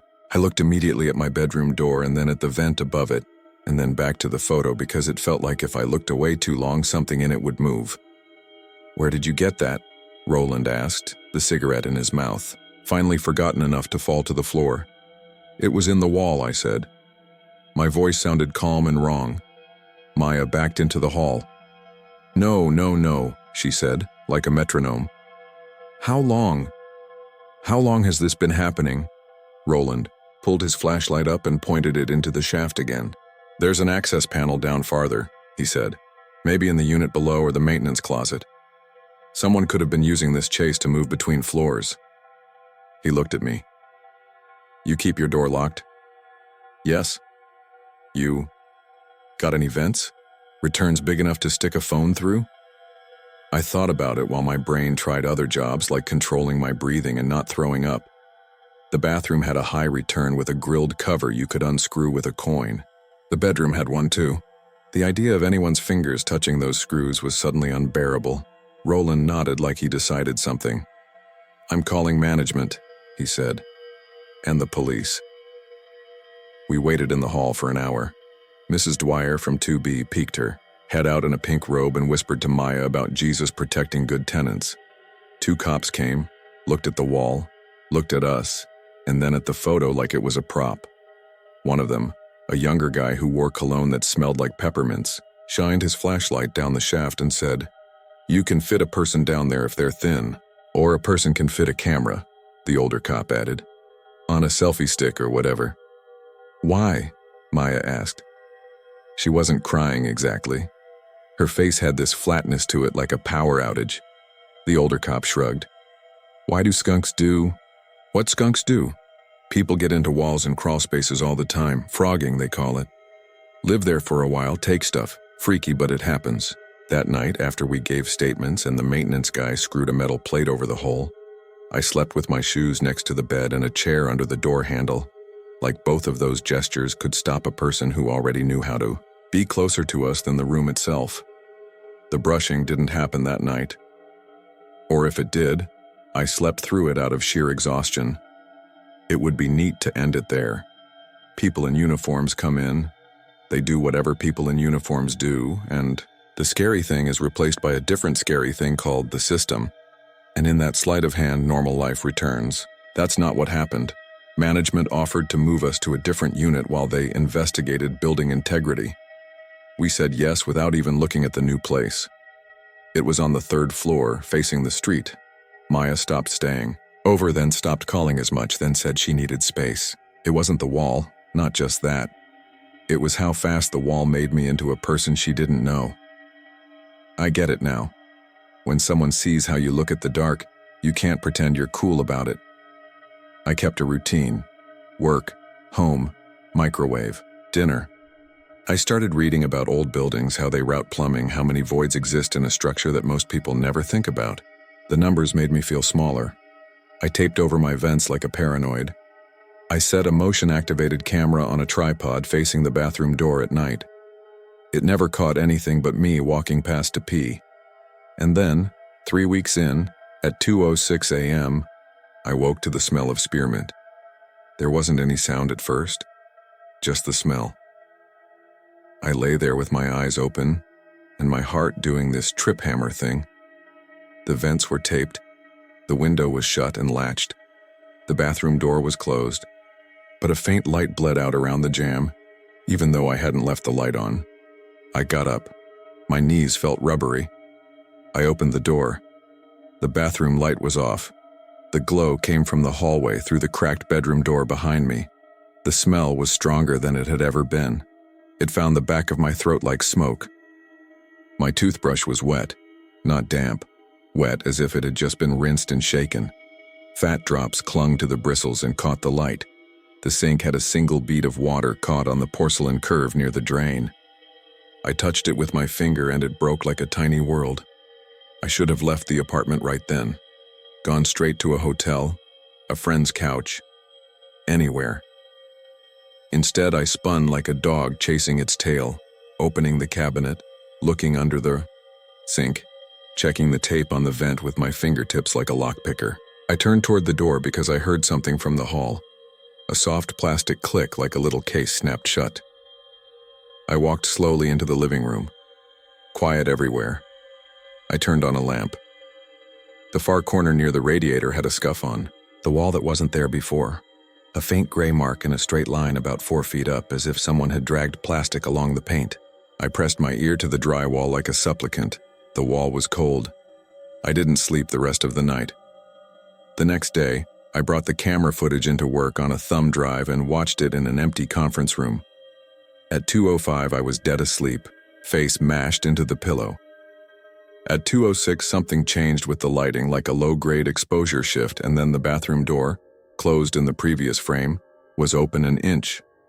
I rewinded and forwarded so many times the image broke into blocks, but that's what it looked like. Closed, then a blink, then slightly open. You could argue that's compression or that I misremembered, but the door was open in a way it never is when I'm careful. I sat there for a long time, looking at my sleeping self in cheap office light. I asked Roland if anyone followed up about the wall. He said they found an access point in a locked maintenance closet on the first floor. The closet door had scuff marks around the latch. No fingerprints. No one on the cameras in the hallways at night. He said they replaced the lock and sealed the panel inside with screws that need a special bit. He said it like a man reading off a prescription he hoped I'd take. Do you think it was a person? I asked. Like really a person? I think it always is, he said, then added, until it isn't. Like a man covering his bets. I moved out a month later. Not far, just across town to a newer building with bland gray everything and airflow that felt fake, which, for once, was a comfort.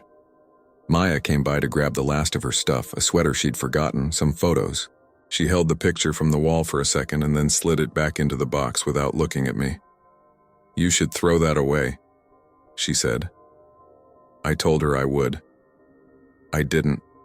It's in the back of a drawer because I want to know where. It is at all times in case it moves on its own. I wish I could say it stopped. The first week in the new place was clean. No smells, no weird noises. The shower made that metal ping when it cooled, and the neighbor's kid practiced trumpet badly. But that was it. Then, on a Tuesday that felt like any other, at 2:06 a.m., I woke up. The air in the room had that charged feeling like right before a thunderstorm cracks open. The vents here are tiny slots, not big enough for a hand even if you're a child. The bathroom door stood open because I was trying to break the habit, to refuse the fear. From the darkness in there came a sound that I will hear in my head until I die, even if I go deaf. Bristles, slow and deliberate, moving across teeth that aren't mine. There are explanations people like. The ex-boyfriend you never knew about who had a key. The homeless guy who worked maintenance once and kept the master code. The girl with the initial travel kit who took it back and staged the whole thing, because she liked watching you sleep without letting herself know why. Brains need reasons almost as much as they need oxygen. I know all of that. I know some anonymous person could have planted the picture, could have lived inside a wall for months, could have learned the building like a song. But there's a detail. I never told the cops because it sounds like a reach. The first apartment number? It was 206. When I moved in, I joked that at least I'd always know what time it was when my insomnia hit. 2:06. The day our water bill started climbing, I got a form email from the city saying the meter had been replaced for routine calibration. The replacement order number ended in 2:06. The photo from the wall had a timestamp printed in tiny numbers. The lab put on the back when they developed it. 020613. It's nothing. It's coincidence by 1,000 cuts. Or it's a routine. I don't set alarms anymore. I don't check the meter. I don't talk to neighbors if I can help it. I got new toothbrushes and keep them in a sealed container, even though that feels like superstition. Sometimes in the middle of the day, I smell mint where mint isn't. On a bus, in a stairwell, at my desk. Sometimes I open my phone's camera and flip it to front-facing and just hold it there, watching the screen like it's a bathroom mirror, because a mirror is supposed to tell you the only face that matters is your own. And sometimes, less now, But still, I wake at 2:06 in a room with no vents big enough for a hand, and I listen, because I can't not. And from somewhere thin as a breath comes a sound meant not to scare me, but to remind me. Brush, rinse, spit, snap. The ritual. In a place you don't question because you've done it 1,000 times. It's a kind sound almost. Familiar. Intimate. And that's what makes it worse. You get used to the idea that there are parts of your home you don't live in. The spaces between things. The hollows that make rooms possible. Maybe there's always someone there, even if it's just a version of yourself with worse intentions, and if you're lucky, you never share a schedule. I used to like the sound of a toothbrush moving through a closed door. It meant Maya was there. It meant the ordinary heartbeat of a day. Now when I hear it, I lie very still and watch the darkness for a seam that might open. I focus on my breathing, on the rise and fall of it, on the way my chest feels at rest, because if I think about how the bristles keep time with my inhale, if I think about how the little plastic click lands exactly when my heart does, I'll get up. And if I get up, I'll go to the bathroom. And if I go there and there's a picture waiting for me on the counter with tonight's time stamped on the back, I won't have anywhere left to move.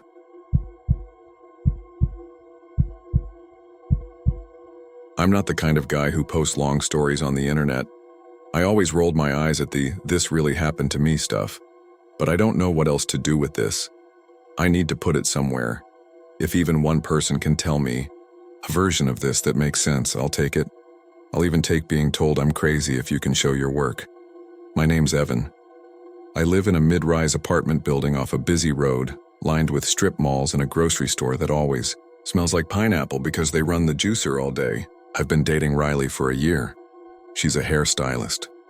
Her jacket is a faded denim one with a little tear near the right shoulder, and her right thumbnail always has a triangle of red polish chipped off because she taps it against the dryer. Handles at work. Those are the sorts of details I didn't realize I had memorized until the night this all happened. It was a Tuesday at the end of winter, the kind of cold that's more about wind than temperature. I was home by myself watching some guy fix a lawnmower on YouTube for no reason. Riley had a late client and told me she might come over if she wasn't exhausted. She shares her location with me, and I share mine with her, because a year ago, someone followed her to her car after a closing shift and it freaked her out. It's not like a control thing, I barely look at it. But around 9:20, after I texted her to see if she was still coming, I opened Find My and tapped her name to see if she was still at the salon. 2 dots popped up. At first I thought it was the old cached one still fading out while the new one slid into place.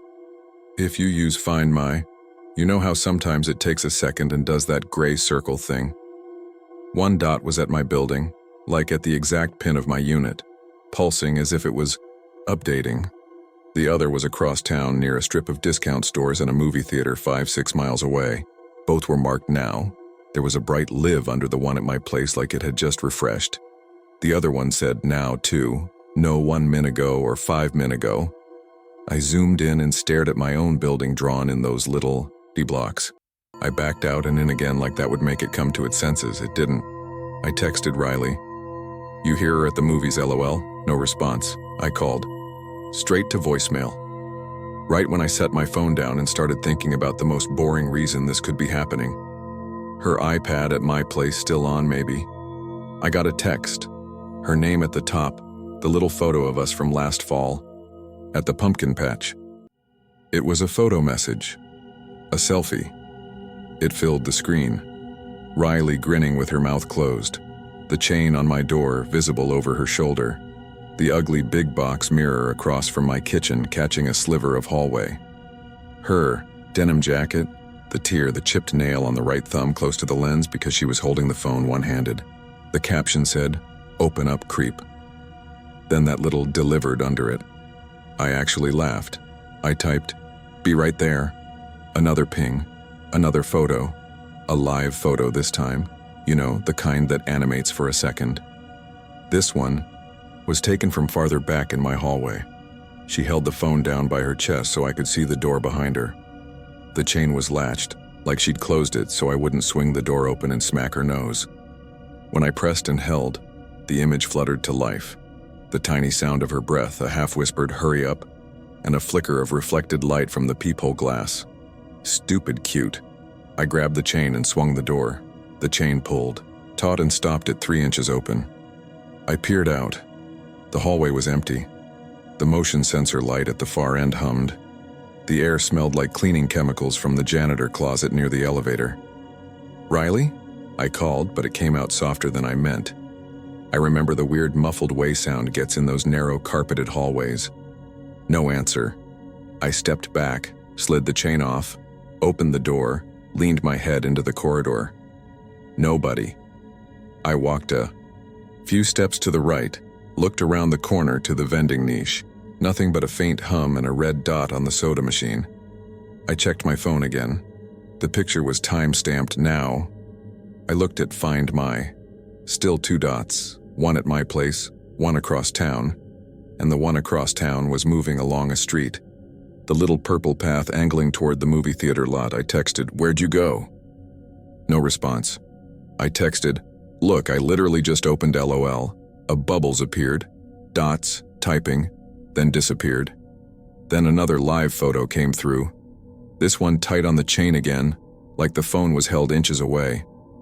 When I pressed and held, the motion wasn't Riley's face moving or her hair. It was the chain. In the second of video, I saw the slide bar shiver slightly and third link jump against the metal post, like someone had nudged the door from my side. There was no audio this time, or maybe there was and it was too quiet to catch. I wrote, "Okay, this isn't funny." Nothing. I backed into my apartment, closed the door, left the chain off, and grabbed my keys. I don't want to make myself sound brave because I wasn't. I felt dumb and a little dizzy, and the closest thing to a thought was, go to the moving dot. If she lost her phone and left it here somehow, then she was the moving dot. And whatever was at my place was just, what? A glitch? An old iPad vibrating by itself? I wanted to lean into the version that made me feel least insane, and that version had me in the car. In the elevator, I called again. Voicemail again. The recording of her voice that I always forget begins with a chirpy, "Hey," that doesn't match how she talks in real life. It made my stomach twist. I drove too fast, cutting across lanes to catch green lights like a jerk. As I got closer, the second dot slowed, then stopped. They have those little labels in Find My that say, "Parking, lot are near 24-hour fitness," and this one settled near Value Land, where they sell unboxed vacuums and broken furniture. It was 9:35 by then, and the whole strip looked closed. The movie theater still had cars, and a couple teenagers were skateboarding in the parking lot, under a light that buzzed like bees. The wind cut behind the buildings and pushed little paper cups across the blacktop. I pulled into the lot and parked near the dot, scanning for Riley, for her denim jacket, for the way she walks a little pigeon-toed because her ankles are weird from ballet as a kid. My phone pinged again twice in a row before I got out. 2 photos from home. The first was my doormat with my last name blurred by cheap choir, like she'd gone for an artsy shot. The second was the peephole, a close-up of the tiny fisheye circle in the door. It reflected a warped circle of my hallway. A shadow moved in that reflection. I shut off the car and got out, and there she was, crossing the yellow line between 2 rows of parked cars like she'd just came out of the theater. Same, jacket tear near the right shoulder, chipped red triangle on the right thumbnail. She saw me and her face lit up in relief. "Oh my God," she said. "My phone died. I thought you weren't getting any of my messages." "What messages?" I said, because I'm an idiot. Because my brain short-circuited right then and grabbed the least helpful piece of the problem. "I kept trying to call you from the theater phone like a weirdo, but I didn't know your extension at work, and then I figured you'd be at home, so I was going to head that way. But my friend, Shay, couldn't drop me because she had to get back to her kid, and are you even listening? Can we just go to your place?" "I'm freezing." She hugged me. She felt like Riley, warm under the jacket. The side of her neck smelled like that floral shampoo she used to steal from her salon because they only stocked it at the shop. "Where's your phone?" I said. "I think I left it at your place this morning," she said. "I thought it was in my bag, but it's not. I had like 1% battery and it died during my last client anyway." I was going to use Find My on my iPad when I got home, but Evan, you're weird. Are you mad? My screen lit my face because another photo came through. A live photo of my hallway again, but this time the angle had dropped low like the phone was down near the floor. When I pressed and held, the second of motion showed the door sweep a half-inch like the bottom of the door was nudged from my side. It wasn't the angle of someone standing inside. It was like the phone was lying on, its back on the carpet, lens up, and the door skimmed over the top of the frame for a split second. The audio was a soft scrape and then the tiniest breathy laugh. Okay, I said. This is going to sound insane, but your phone is texting me right now from my apartment. Riley frowned and reached for the phone in my hand like she was going to prove me wrong. I held it so she could see.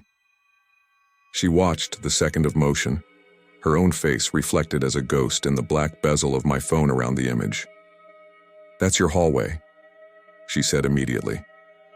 That's your door. Yeah, I said. Her eyes found the timestamp. Now, she read. How is it? Evan, I'm here. The two skateboarders clacked past us and laughed like seals. A car alarm chirped far off and stopped. The wind shoved a takeout bag that skittered like it was alive. We sat in my car with the doors shut, both of us breathing hard like we'd been running even though we hadn't. I put the heat on. I opened Find My and showed her the two dots. She stared. The one in the parking lot was us. The one at my apartment still pulsed. She did one of those small, incredulous laughs she does when a client shows her a Pinterest picture and asks if they can have that hair by noon.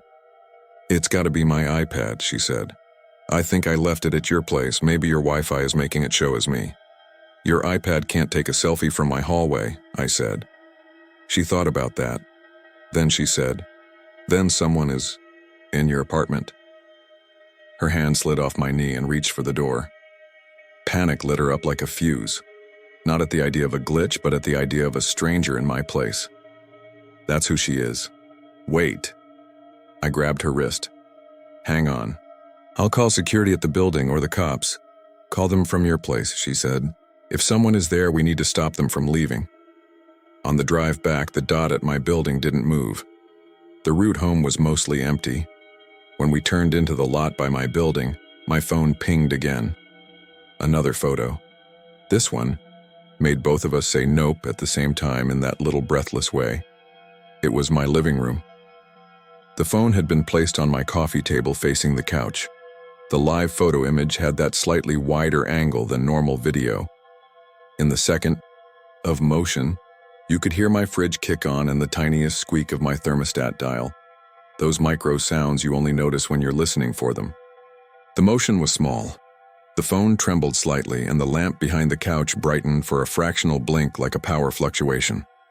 The caption was just a gray bubble with nothing in it, like someone typed a space and hit send. We took the stairs. I don't know why. Maybe because elevators feel like traps. The hallway outside my unit was darker than usual because the big bulb over my door had burned out sometime in the afternoon. I held my keys tight between my fingers like they were going to help in a fight. Riley walked behind me, her breath steady, jaw set. I could feel the heat of her right behind my shoulder. At my door, I slid the key in and turned the knob. It turned, but the chain was on from the inside. I froze. Riley didn't. She knocked. Hey, she called, voice bright like she was calling, to a friend. Hello? My phone buzzed in my pocket like it was gleeful. I took it out. The screen showed a new photo from Riley's number. It was the chain again, inches away, as if whoever held the phone had pressed the lens right up to the metal. I hit play sound and Find My on Riley's iPhone because my options were that or sit on the floor and cry. A second later, from the other side of my door, I heard the familiar little rising chirp sequence the phone makes. 3 delicate dings. It was the most obnoxiously cheerful sound I've ever heard. Riley looked at me and mouthed, "Okay." I texted back for the first time since the parking lot. "Who are you?" Dots appeared. For several seconds. Then a gray bubble arrived, Open the door. I can't, I wrote. Chains on. A gray bubble again instantly. That wasn't me. Another text followed before I could answer. Don't let her touch me. Riley's hand tightened around my arm. What does it say? She said. I angled the screen so she could see. Her face did this weird thing where the upper half stayed calm and the lower half tightened. She let go of me like I was hot. We argued whisper fast for 30 seconds. She wanted to kick the door. I wanted to call the building office. We compromised on calling security. The night guard is a guy named Reggie who wears his jacket no matter the season and smells like strong laundry detergent. He came up 10 minutes later jangling way too many keys on a retractable cord. While we waited, 2 of my neighbors came. Out went Mrs. Delgado from 416 with her tiny dog, and a guy I only know as Beard because that's what I called him in my head.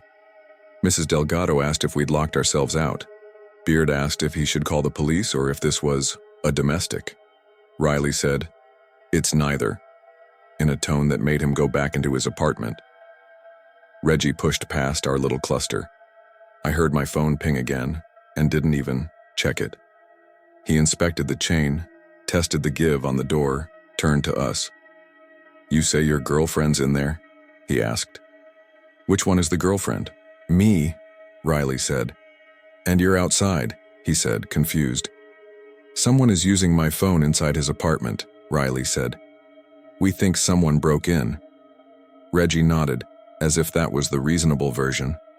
He took a little flat bar out of his ring of tools and slid it toward the chain to try to pop it. My phone buzzed. I looked. The photo that came through was of Reggie's hand on the chain from the inside. Same hand, same flattened portion of his thumbnail on the middle finger, same little ink dot on his knuckle like he'd once tested a pen there. The live photo showed that 1-second wiggle of the tool and his knuckle hair lifting as the metal moved. This is where sane people say, "I called the police immediately," and they are right. Reggie actually did that part for us. He stopped and took a step back from the door like it was contaminated, then lifted his radio and asked someone to call 911. Then he did it from his own phone anyway because he didn't trust the radio. Riley and I stood there in a knot of weird, touching that wasn't really a hug. Mrs. Delgado held her dog under her chin and whispered, "Ay Dios." We didn't wait long. 2 officers came up through the stairwell a few minutes later. One was a younger guy whose name I didn't catch. The other was older, rounder, with that tired dad kindness that makes you want to confess everything you've ever done wrong. His name tag said Hines. He took one look at us and the chain and the little crowd, and his face shifted into this patient mode I realized I've only ever seen on preachers and dads. He asked for names and IDs. Riley had left her purse at work, in the rush to leave with Shay so she didn't have hers. She told them her birth date and address and where she worked and her boss's name. I showed them my license and lease app on my phone. "Where is your phone?" Officer Hines asked Riley. "Inside," she said. "And you're getting messages from it now?" he asked me. I held up the screen. Another photo had come in during the small talk, like the phone wanted attention. This one was my kitchen, shot from near the floor again. The live photo showed a fraction of motion like someone had dropped the phone gently and let it tilt before it settled. In the frame, if you looked hard enough, the shiny black oven door reflected a funhouse version of my living room. I thought I saw a shape in the reflection. I thought I saw myself far away, too tall and wrong. Hines knocked. "Police," he announced through the door, like in the movies, but softer. "If someone is in there, we need you to make yourself known." Nothing. A long nothing where we all looked at each other and pretended to be brave. Then a voice from inside said, "I'm here." It was Riley's voice. If you blindfolded me and piped it into my ears 100 times, I would have picked Riley's voice on the first try. Same pitch, same way she flattens the ends of her sentences when she thinks someone's mad at her. "Ma'am, can you open the door?" Hines asked. "The chain's on," the voice said, close to the door, like her mouth was almost against. I don't want to open it to strangers." "Your boyfriend is here," Hines said. "And your friend, you texted him to open it." A pause, then in a whisper we could all hear, "Don't let her touch me." My skin went cold so fast I thought I might vomit. Riley made a sound in her throat, then clamped her lips together like she'd let something slip out otherwise. Hines looked at her. "Ma'am, can you tell me something only you would know?" He asked the door. "Evan's Wi-Fi password is the street he grew up on plus my car's year," the voice said without missing a beat. "He keeps his spare key in a fake rock, but he moved it because I told him that's how movies start. He keeps it in a magnetic box under the black grill that he never uses now." Riley's head whipped to me. I stared at the door. The grill thing I'd moved 3 weeks ago because she made fun of me and I had never told anyone else. I hadn't even used it since October. "Okay," Hines said carefully. He looked at me. "That accurate?" I nodded. Riley said, "Ask her what I told you in the car." But the way she said it, the way she looked, made it sound like there wasn't a right answer to that. Hines slid the flat bar Reggie had abandoned into the gap and did some cop magic. The chain popped. The door swung inward into darkness. The smell that came out wasn't bad. It wasn't chemical.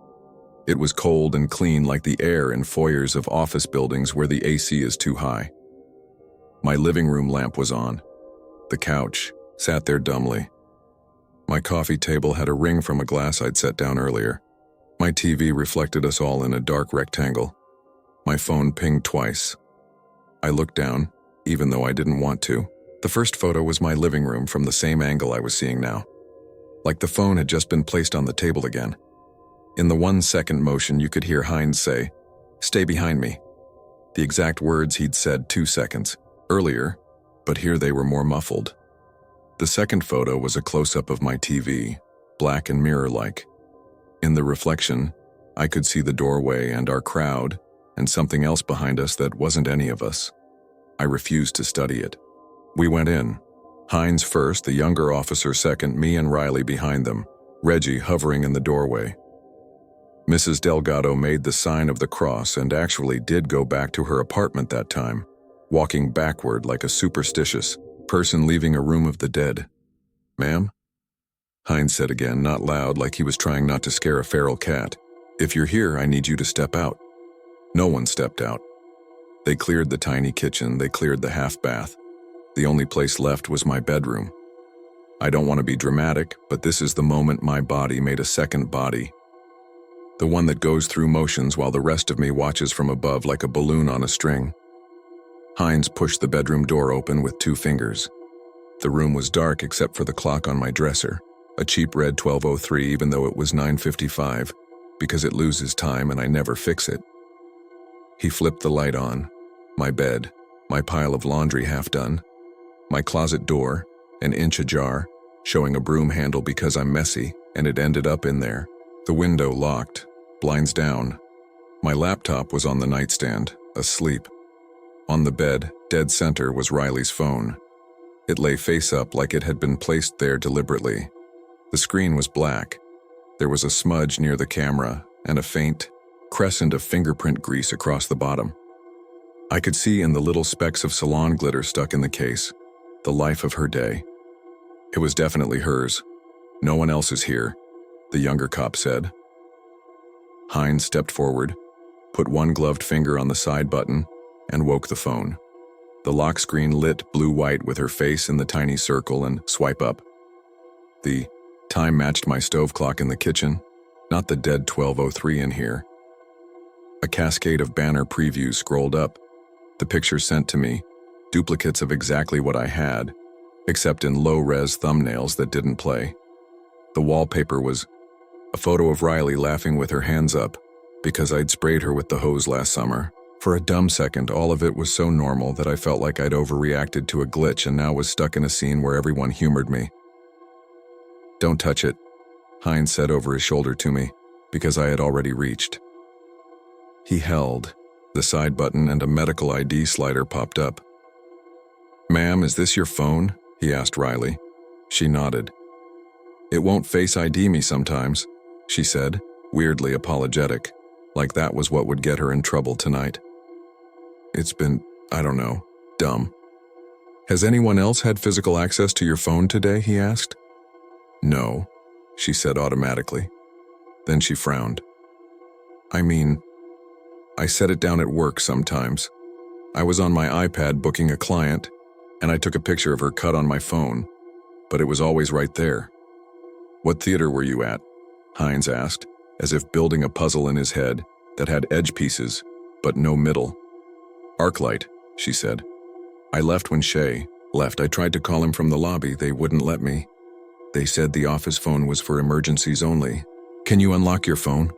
Hines asked. This is where it gets slippery. Riley reached out. I put my hand under hers without thinking. She rested her palm against my knuckles for a second like we do when we pass something to each other. Then, she picked up her phone. It lit and unlocked for her like a trained pet. She opened messages. The top conversation was me. The sent photos stared back at us. She tapped one. It opened full screen. She pressed and held. The live photo played. It was my hallway, the door chain, the breathy little "hurry up." We all heard it together. It sounded exactly like the earlier one because it was the earlier one. "Can you show me the timestamps?" Hines asked. Riley swiped up, opened the little eye info icon. The details said, "Taken, 9:31 p.m. Location, Evan's address." It had the map. You could tap it and it would open in maps and show a little dot on my unit. There was no getting around it. The phone had taken these here. But we had just been standing in a parking lot watching teenagers skateboard at 9:31 while Riley stared at that exact photo and said, "That's your hallway." "Is there any way this is a spoof?" The younger cop asked, no one in particular. Hines didn't answer. He took a long, slow breath and looked around my room as if it would confess. We all went back to the living room and sat down like it was suddenly polite to do that. The cops took our statements separately at my kitchen counter. I showed Hines my own phone, the Find My screen, the 2 dots. At some point, maybe while we were in the bedroom, the second dot at my place had winked out. Now it was just one, at my address labeled Now. I watched the little pulsing green and felt this intense, childish urge to throw my phone through the TV. Hines asked if we wanted him to file a report. I didn't understand the question because I didn't know what the report would be about. "Do you have reason to believe someone is stalking you?" he asked. "Yes," I said. "No, I don't know." Riley's leg bounced under the island. He asked her if she'd had any exes show up lately. She laughed once without humor. "No," she said. "I cut his hair last week. He cried a little. I think we're done." Hines gave us that dad look again. "Here's what I think," he said carefully. "Something or someone had your phone. You found it. You're safe for the night. Change your passwords. I'll file a suspicious activity report. If anything else happens, call us. Don't try to handle it yourselves." That last part landed weird, like there was another sentence after it that he didn't want to say out loud. They left. Reggie walked them out and then came back to tell us we could call him if we needed anything. The hallway swallowed his jacket. Noise. The apartment went quiet in that heavy way apartments do at night when you suddenly hear the building, rather than the city. A distant pipe clunk, a neighbor's shower, my fridge humming. Riley unplugged my lamp and plugged her phone in by the couch and sat next to me with a blanket over our legs. We kept the TV on something dumb and bright, some home renovation show where every couple sobbed at subway tile backsplashes. Riley kept looking at the front door like she was expecting it to cough. Around midnight, she got up to pee and left her phone on the cushion beside me. I stared at it. It looked like any phone. It lit with a text, "Shay," asking if she got home safe. I typed back that she did and we'd explain tomorrow. I put the phone face down like a superstitious person and pressed my palms to my eyes until I saw colors. Maybe I fell asleep. I don't remember sleep starting. I remember a feeling like my ear was underwater, but the water was made of sound. I realized my phone was buzzing against my thigh, the subtle rattle against denim that says new message before your brain does. The TV was still on. The clock on the cable box said 1:42. The building sounded emptier. I slid my phone out, like I do at work when I try not to make noise. A new photo from Riley's number sat in the notifications. I didn't want to open it. I did anyway because that's the kind of person who dies in stories. It was my living room again from the coffee table angle, like the phone had been propped. There. The live photo motion was more obvious this time. In it, I could hear the TV host say, "Look at this breakfast nook," and then, almost exactly with his sappy tone, Riley's voice whispering, "Don't." She was in the bathroom. I could hear the fan. I closed the photo. Another came in. My kitchen, shot low. My fridge door opened a fraction, then closed. No, one was in the frame. No hand, no foot. You know that weird thing where you can tell where a person is in a room just by what moved? This felt like the opposite. It felt like the room did something while every person stayed still. I stood up. My knees cracked. I opened the bathroom door without knocking like a jerk. "Are you sending me pictures?" I said. Riley was washing her hands. She looked at me like I'd asked if she was flying a drone from the toilet. "No," she said. "My phone is with you." I walked back to the couch. Her phone was still there, plugged in, warm from charging. I picked it up. The screen lit. There were no new sent messages in the thread to me. The last thing on her screen was from earlier, before the cops left, the one with the TV reflection. I refused to study. My phone buzzed. Another photo came from her number. Same angle, same room. My TV now showed a commercial with a dog eating a bowl of food. In the second of motion, you could hear my dishwasher click as it changed cycles even, though my dishwasher wasn't on. There was also something else if you held the phone right up to your ear and turned the volume all the way up. A whispering sound that didn't form words, just a mouth sound like someone practicing a language. I unplugged Riley's phone and carried both into the kitchen like I could introduce them. I set them side by side on the counter. I opened Find My. Riley's dot sat on my unit like a thumbtack. I tapped her device and hit play sound. 3 little cheerful dings trilled on the counter from the phone that was right in front of me. A second later, faintly from the living room, I heard 3 more like an echo. Riley stepped out of the bathroom in my t-shirt and shorts and hugged her arms against the cold. "What?" she said, because she knew from my face that something was wrong. "Did you hear that?" I asked. "Hear what?" she said. "What?" Play sound," I said and hit it again. 3 dings on the counter from her phone. Then from the living room, 3 more, a second behind, muted like through fabric. Riley didn't react to the second set. She walked over to the counter and listened to the ones right in front of us and said, "Okay?" I walked into the living room. The sound wasn't there anymore. The TV was on an insurance commercial where a guy talked to an EMU. Riley stayed, in the kitchen with both phones. She said, "Do you want water?" Like it was one of those normal questions you ask to keep from screaming. There's a mirror on my wall, the big, ugly, fast fashion one I mentioned from the hallway selfie. It faces the living room and catches the corner of the kitchen if you stand in the right spot. I'd put it up because I convinced myself it made the room look bigger.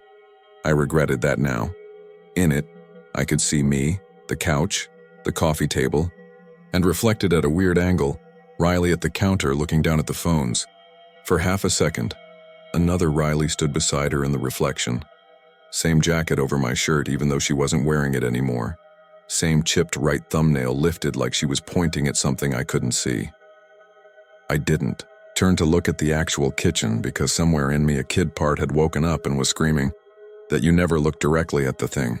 Instead, I took 3 steps backward until my calves hit the couch and said, "Hey, can you come here?" But the words came out like I was talking around a dental dam. Riley padded in and sat down next to me. Her hair was damp around her neck, from the bathroom. "We are not sleeping here," she said, like a decision, like a plan. "We are going to a hotel." "Okay," I said, and I stood to grab my wallet off the dish by the door. My phone buzzed again. Last one, I told myself. Last one, and then I'm throwing it in the freezer. The picture was of the mirror. In it, I saw the couch where we sat a second earlier. I saw the kitchen behind us with the 2 phones on the counter. I saw us on the couch, but the timing was off, like the live photo had captured an earlier version of us. Riley's head still turning, my hand still on my knee. In the 1-second motion, both versions of Riley touched. It was a small, involuntary thing. The one beside me bumped shoulders with the one in the reflection, as if you would when you're squeezed on a subway bench. It didn't look like the sort of bump that passes through air. It looked like the sort that transfers weight. I did not say anything clever. I closed both phones and shoved them and my wallet into my hoodie pocket and grabbed a duffel and threw random clothes into it. Riley didn't argue. She grabbed her jacket and her shoes and her hairdryer for some reason. We left. We didn't check the door. We didn't turn off the TV. We sped through the lobby past Reggie and said, "Family emergency," and he let us go with his eyebrows climbing. We drove to a hotel off the highway that smells like waffle batter and chlorine. The night clerk didn't even look up properly when I said, "One room, please." He slid a key over like this was exactly the sort of place people escape to. In the room, Riley took the duffel into the bathroom, and I sat on the bed and took both phones out. I put hers on the nightstand and turned mine face down. We lay on top of the covers and stared at the ceiling until the AC kicked on and off enough times to give the night a heartbeat. At 3:07, my phone buzzed, despite being face down. I didn't check it. I pretended I didn't hear it. I slept in the way you fall through a roof. In the morning, everything was thinner. Sunlight makes your own voice sound dumb when you try to explain the night to someone else. We drove back to my place together, held hands in the elevator like middle schoolers, opened the door like normal adults. The apartment smelled like itself. The TV was off. The lamp was off. No one had stolen my laptop or taken my $5 bills from the bowl. Riley's phone recognized her face on the first try and blooped like a cheerful little idiot. We did what Heinz said and changed passwords the way people knock on wood. But two things stayed wrong in ways I can't file. First, once a week since then, usually late at night, Find My shows me 2 dots for Riley again. One at my place or hers, one across town. Then the second winks away before I can screenshot it. Sometimes the second dot is at familiar places. The strip mall, the salon, the little park with the metal dinosaur statue where we once ate burritos. On a bench. The app doesn't say 1 minute ago, it says now for both until it doesn't. I've stopped tapping it, I pretend I don't see it. But I do. I see it every time. Second, sometimes Riley's phone refuses her face. It's probably a bug. Face ID is weird in low light. That's what the internet says. But twice I've watched it unlock for her and, in the quick ghost reflection on the black glass before the screen lights up, seen her face move not quite in sync with the real one, like a bad video call buffering. Half a second behind, the other her blinking after the light catches up. There are small things too. She reached for the radio in my truck and skipped songs she used to love like she'd never heard them. She laughed at a joke I know I told her before, but she said it was new. She folded my stupid printed dish towels in thirds instead of half like she always did. The chipped triangle on her right thumbnail switched to the left one for a week until she noticed and filed it away like that fixed it. She told me it's just life. People change. Nail polish chips and gets filed off. She said I'm staring too hard at nothing, making patterns that aren't there because the night in my apartment weirded me out. She might be right. I might be doing that. This could all be stress and phones and the way our brains turn little noises into words when we're scared. Except last Sunday, my neighbor Mrs. Delgado stopped me at the mailboxes and said, "Your girlfriend found your key," and laughed like we were naughty high schoolers. I told her I moved it. She winked. "No," she said. "I watched her get it out from under your grill the other morning." She waved at me. She had on that little jean jacket. So cute. I moved that key a month ago. I had a whole argument with Riley about it in my kitchen because she made fun of me for the fake rock, and I told her to come up with a better idea, and she said under the grill was just fake rock for men who grill, and we both laughed. There is nothing under my grill now but a spider web that keeps catching little bits of leaf. I asked Mrs. Delgado what morning exactly. She said Tuesday at 8. That was the day after the cops came. I was in the shower at 8. Riley was home asleep because she had a late start. The jacket was on my chair. I didn't knock on Mrs. Delgado's door and ask if she was sure. I typed thank you, and walked back to my apartment with my mail and pretended my hands weren't shaking. That night, around 2:10, my phone buzzed with a photo. I didn't want to look. I did. It was the view from my coffee table again. The living room empty. In the 1-second motion, the chain on the door shivered against its post a fraction, like it remembered being touched. Then the TV black screen reflected the room for a heartbeat. In it, there were two of me for a second. One on the couch, one in the kitchen, both still. They didn't look at each other, they didn't move. Then it was just me on the couch, blinking like a normal person who just woke up and saw a trick of light. The text bubble under it said, "You picked wrong," which is not something Riley would ever say. Not like that. There is a tone you can hear in writing if you know someone's voice as well as I know hers. It was almost my tone, like the way I'd type if I wanted to be mean and joke at the same time. I stared at it until the screen dimmed and went black, until I could see my own tired face looking back. In the morning, the message was gone, not deleted. I mean, it wasn't there at all. There was a gap where it should have been, like the thread had taken a deep breath no one noticed. Riley and I are fine. That's what we tell each other. Those are the words. We cook, we work, we watch trash shows. She curls up under my arm and tells me about a client who brought her a cinnamon roll twice the size of her hand. I ask about Shay's kid. We plan a weekend where we do nothing on purpose. We are ourselves. Mostly. Yesterday at the grocery store, Riley put her denim jacket in the cart because she was hot and pushed her sleeves up. She reached for tomatoes. The pale crescent scar on her wrist from when she dropped a curling iron last year was gone. I didn't say anything. Later, when we got home, she asked me if I wanted to watch the old lawnmower guy on YouTube. "He's weirdly calming," she said, which is my line. She has never said that before.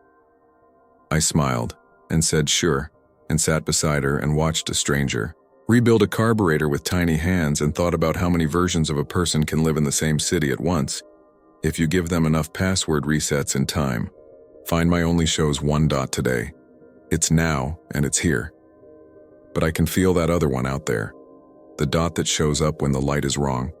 The version of her that waits in a hallway with the chain latched, the phone tilted, low like she put it on the floor on purpose to catch feet that don't match the mouths they belong to. I don't know which one I brought home from the parking lot. I don't know if the difference matters in the ways I think it does, or if the differences are like chipped nail polish you file down until you forget which hand it started on. I don't know if the answer is to move or to stop looking or to take all my mirrors down. I just know I don't use play sound anymore, and when I hear those 3 cheerful dings from somewhere a room away, I pretend it's the building settling. I pretend I didn't hear it at all. I lie still with my eyes open and count the beats until Riley breathes in time with me again. When she does, I breathe with her, because if there are 2 of her and I keep breathing the same, maybe they will decide they only need 1 of me. Maybe they already have.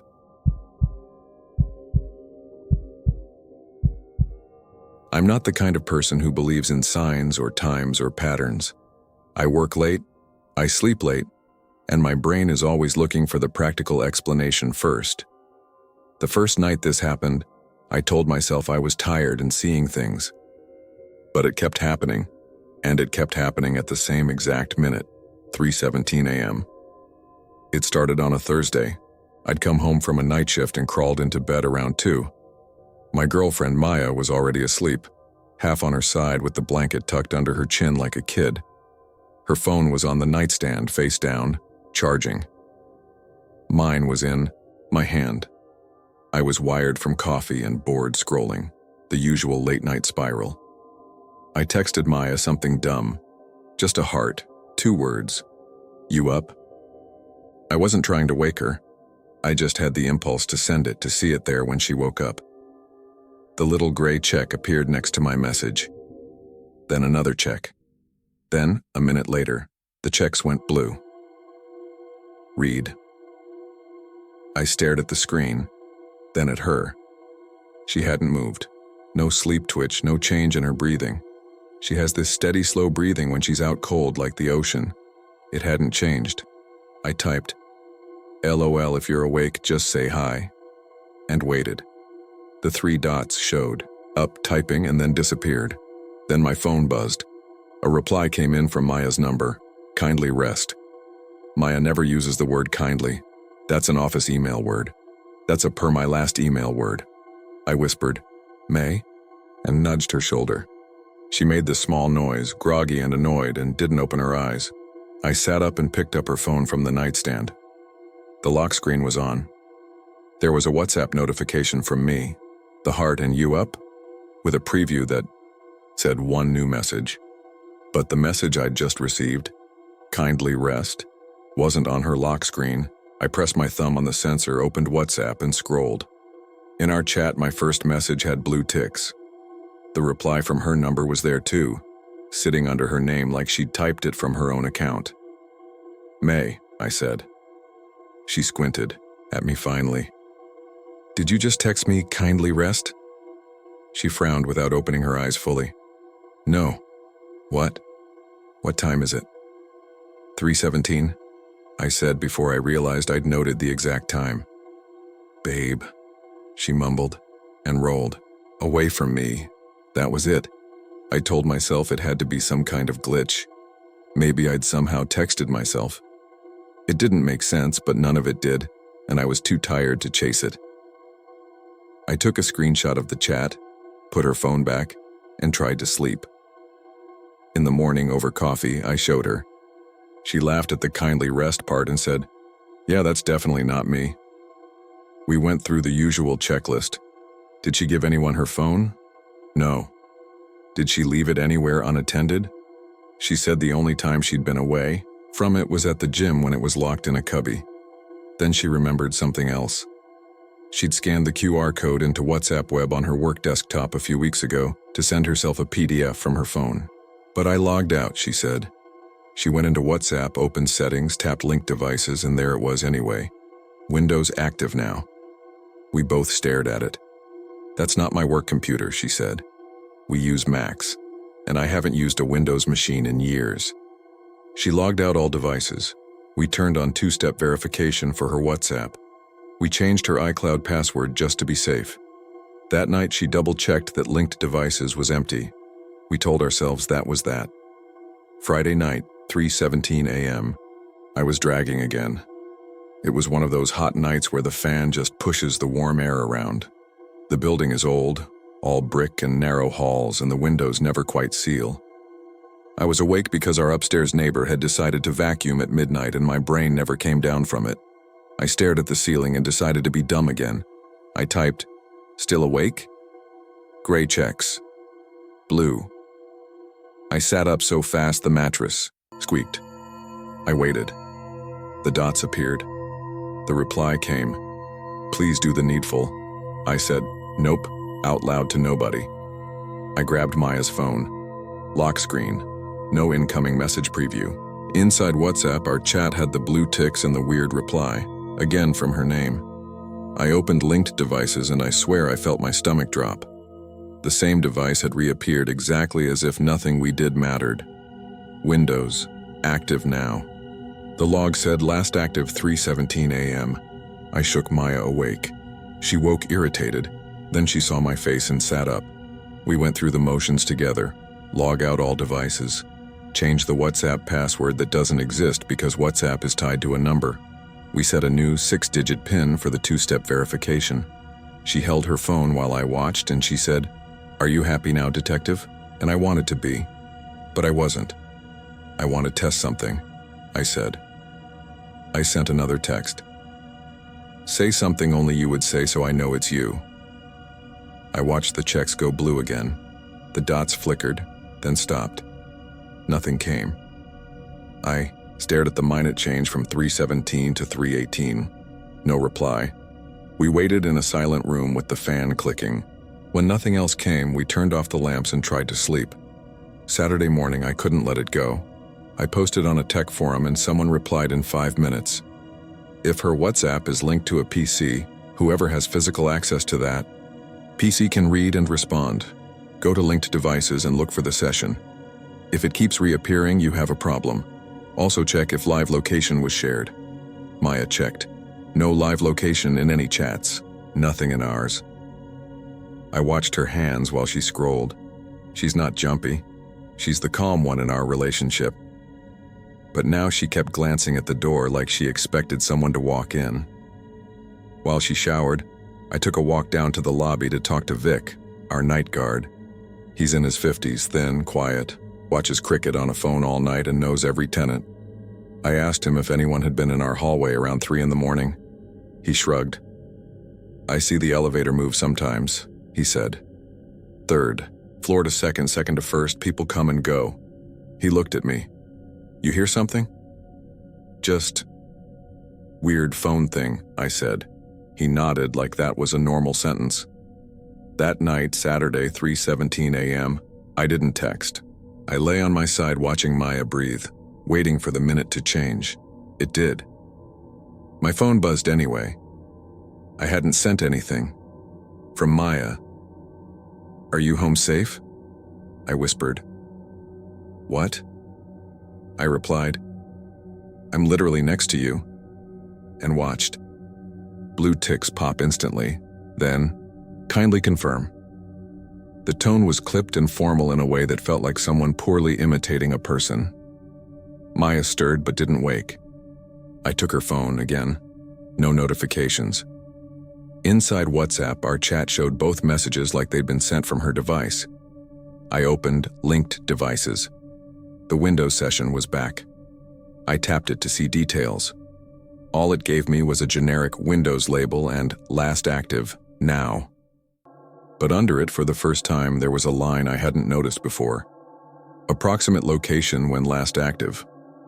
Under that, a little gray pin and the building's street address. I stared at it so long the screen dimmed. I tapped the pin. It opened a map. It didn't give me an exact dot, just a faded blue circle that covered our building and part of the street. That's just IP-based, I told myself. It could be anywhere on our block. But the caption under it read, "Accuracy more 30 meter." I could hear the building then in the way you hear your own apartment when you hold your breath. The elevator cable whining, pipes in the wall, a distant door closing. I didn't wake Maya. I put on sweats and slipped into the hallway barefoot, like a burglar in my own life. The carpet is this ugly brown that hides stains. It muffles footsteps.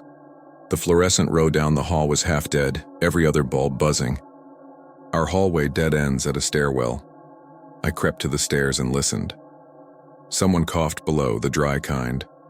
I almost called out, but something about that cough felt like a boundary I didn't want to cross.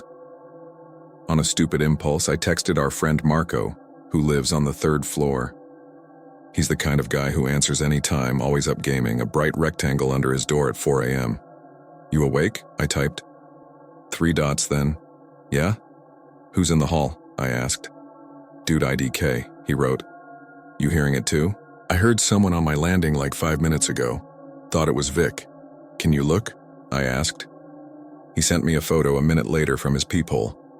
Empty landing, dim orange light, the door to 317 in frame. Then he texted, "Okay, weird," and sent another photo zoomed in. There was a slip of paper stuck in the door jamb of 317. "What's in there?" he asked. "Isn't 317 empty?" It was supposed to be. The unit's been vacant since winter while they renovate. The door has a little strip of blue painter's tape over the latch so maintenance can come and go. I stared at that little slip of paper and felt dread creep in like a draft. I typed, "Don't touch it," and went upstairs. The 3rd floor hallway looks the same as ours. Same ugly carpet, same buzzing lights. Marco opened his door in gym shorts with a controller in his hand, all wired energy.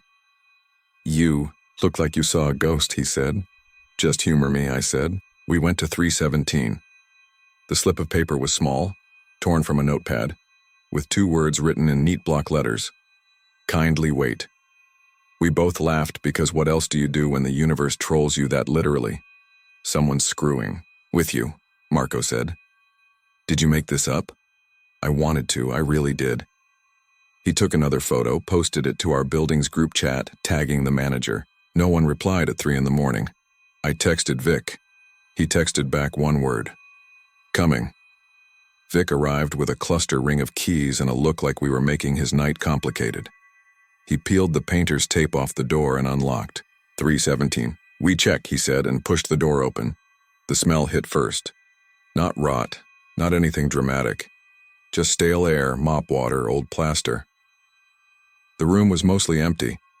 Drop cloths, a stack of new baseboards leaning against the wall, a ladder. The windows were covered in plastic. With the light from the hall and our phone flashlights, we could make out footprints in drywall dust. Not boot prints from workers, bare feet smaller than mine. Marco said, "Nope," under his breath. "Anyone here?" Vic called. His voice sounded too loud in the empty. We drifted through the rooms. Kitchen, empty. Bathroom, empty. Bedroom, empty except for a metal folding chair by the window. On the chair sat a cheap laptop, the kind with missing logos and one of those portable battery lamps you can clamp to a desk. The lamp was on and threw a circle of light on the wall. The laptop's screen was locked. On the wall above the chair, someone had taped a piece of paper with words written in the same neat block letters.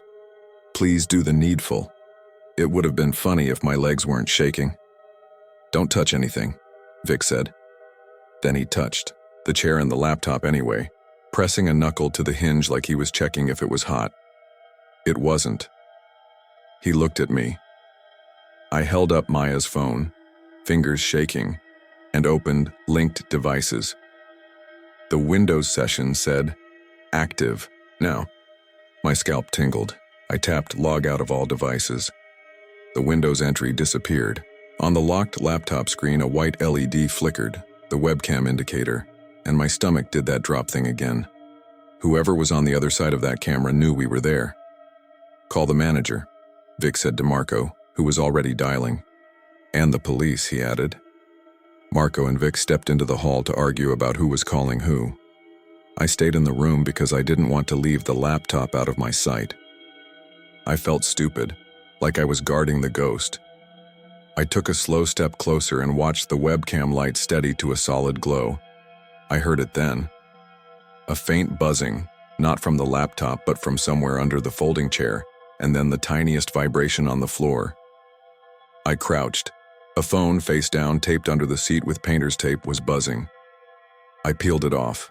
It was an old iPhone with a cracked back and no case. On its lock screen, "WhatsApp web is currently active." Under that, a preview. Notification I recognized, except it wasn't from our chat. It was from a group called 317. I looked up at the piece of paper on the wall. I looked down at the phone. Back on the lock screen, a new notification appeared. "Live location shared in 317, 15 minutes. I swiped and the phone asked for a passcode. I didn't have it. On Maya's phone, a new message popped up out of nowhere in our chat. "Sharing live location for 15 minutes. My heart kicked. I tapped it. The map opened. The dot wasn't in our apartment. It was where I was standing. "Guys," I said, but my voice scraped out dry. "Guys." They came back in. I shoved the screen at them. The live location dot pulsed inside 317. Marco's eyes went big. Vic swore softly in his language. Then the dot moved. It shifted toward the back of the unit, toward a dark door we'd assumed was a closet. We all stood there like idiots watching a cartoon dot move on a map, then looked at the actual door and waited like it might move too. The clumsiest haunted house in the world. I went first because adrenaline makes you brave and stupid at the same time. I pushed the closet door open. It was a utility closet with a panel for the building's network. A conduit ran down into the floor. In the dust on the shelf, a plastic food container with a fork, a juice box, a little stack of receipts, a cracked USB stick, and a single key fob with our building's logo. The air was cooler in there, like it connected to the shaft. On the back of the closet door, written in pencil, was a phone number and the word, "Confirm." Somewhere above us, a door thudded. We all jumped. Vic grabbed the folding chair like it was a weapon. Footsteps pounded down the hall, then down the stairs. Marco bolted to the hall. "Hey!" he shouted, voice cracking. "Hey!" We didn't catch anyone. The stairwell door on the first floor was propped with a wedge when we got there. Vic pulled it out and pocketed it like he'd collected as evidence. We stood in the lobby in bare feet and gym shorts while the lights hummed and the building slept. The manager, Rena, showed up in a hoodie and messy bun 10 minutes later, furious in that way people are when they're more scared than angry. "Everyone stop touching things," she said. Then the police arrived, 2 officers who looked younger than all of us. They took photos, they took statements, they asked predictable questions. Had we noticed anyone loitering around the building? Had we shared our keys? Had we recently broken up with someone or made someone angry? Maya was in pajamas and a denim jacket by then, hair braided, phone in her hand like a talisman. She kept shaking it like something was in there she could shake loose. The laptop went into an evidence bag. The old iPhone too, the slip of paper with kindly wait, the little food container. The officers said they'd dust for prints and check the fob logs. Rena went to her office and printed out a report. She came back with a list. "These are all the entries into 317 in the past 2 months from my master fob and maintenance," she said. She traced them with a pen. Nothing at 317, mostly daytime entries, one at 11:45 p.m. a week ago, which she said was her, checking a leak. No entries around 3 in the morning. "Could be someone cloned a fob," one officer said. "Or tailgated, in." He said tailgated like a verb. At 5 a.m., after all the talking and writing, they told us to go home and try to sleep. "We'll patrol extra tonight," one of the officers said. He sounded like he was reading off a card in his head. We didn't sleep. We sat on the bedroom floor with our backs against the bed and watched the door like the door might do something. At 6:30, the sun started to lift the gray out of the room. The map timer expired. The live location stopped sharing. The little dot winked out. I held Maya's hand so tight my knuckles hurt. We moved through the next day like we were jet-lagged. I fixed the squeaky hinge on the bedroom door because it felt like doing something. Maya called her mom and lied about why she sounded tired. Marco made a joke about charging rent to the ghost in 317. Rena sent a building-wide email about security. "Please do not let unknown persons enter behind you. Do not prop doors. Report unusual activity.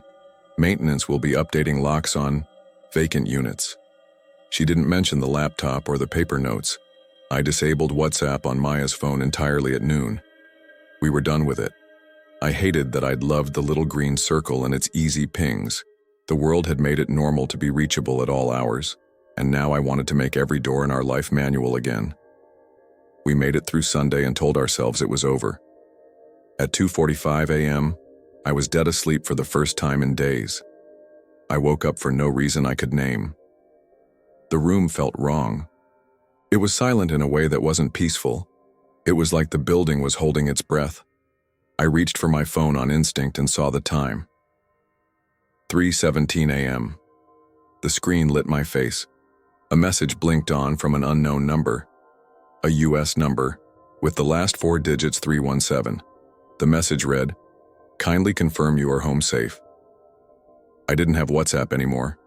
This was SMS. I typed, "Who is this?" Blue bubbles. Delivered. No reply. A minute later, Maya's phone buzzed on the nightstand even though I'd put it in airplane mode earlier. She mumbled and rolled onto it. I grabbed it. Airplane mode was off. The lock screen flashed with a banner. Linked device signed in. I swiped up with my thumb and my heart went into my throat. WhatsApp was back. Linked devices had an entry. iPad. Active now. "We don't have an iPad," Maya said from the pillow, voice thick, hair all over her face. She sat up fast when she saw my expression. "We don't have an iPad," she repeated, as if saying it twice made it truer. Before I could tap log out, a message appeared in our chat. It wasn't typed. It was a photo. The photo was of our bedroom door. It was taken from just outside, at our eye level through the crack, like the person holding the camera had the door open an inch and was peeking. You could see the edge of our dresser and the fan and my shadow on the wall in the dim light from my phone. I didn't think. I vaulted off the bed and ripped the door open so hard the knob banged into the wall. The hallway was empty.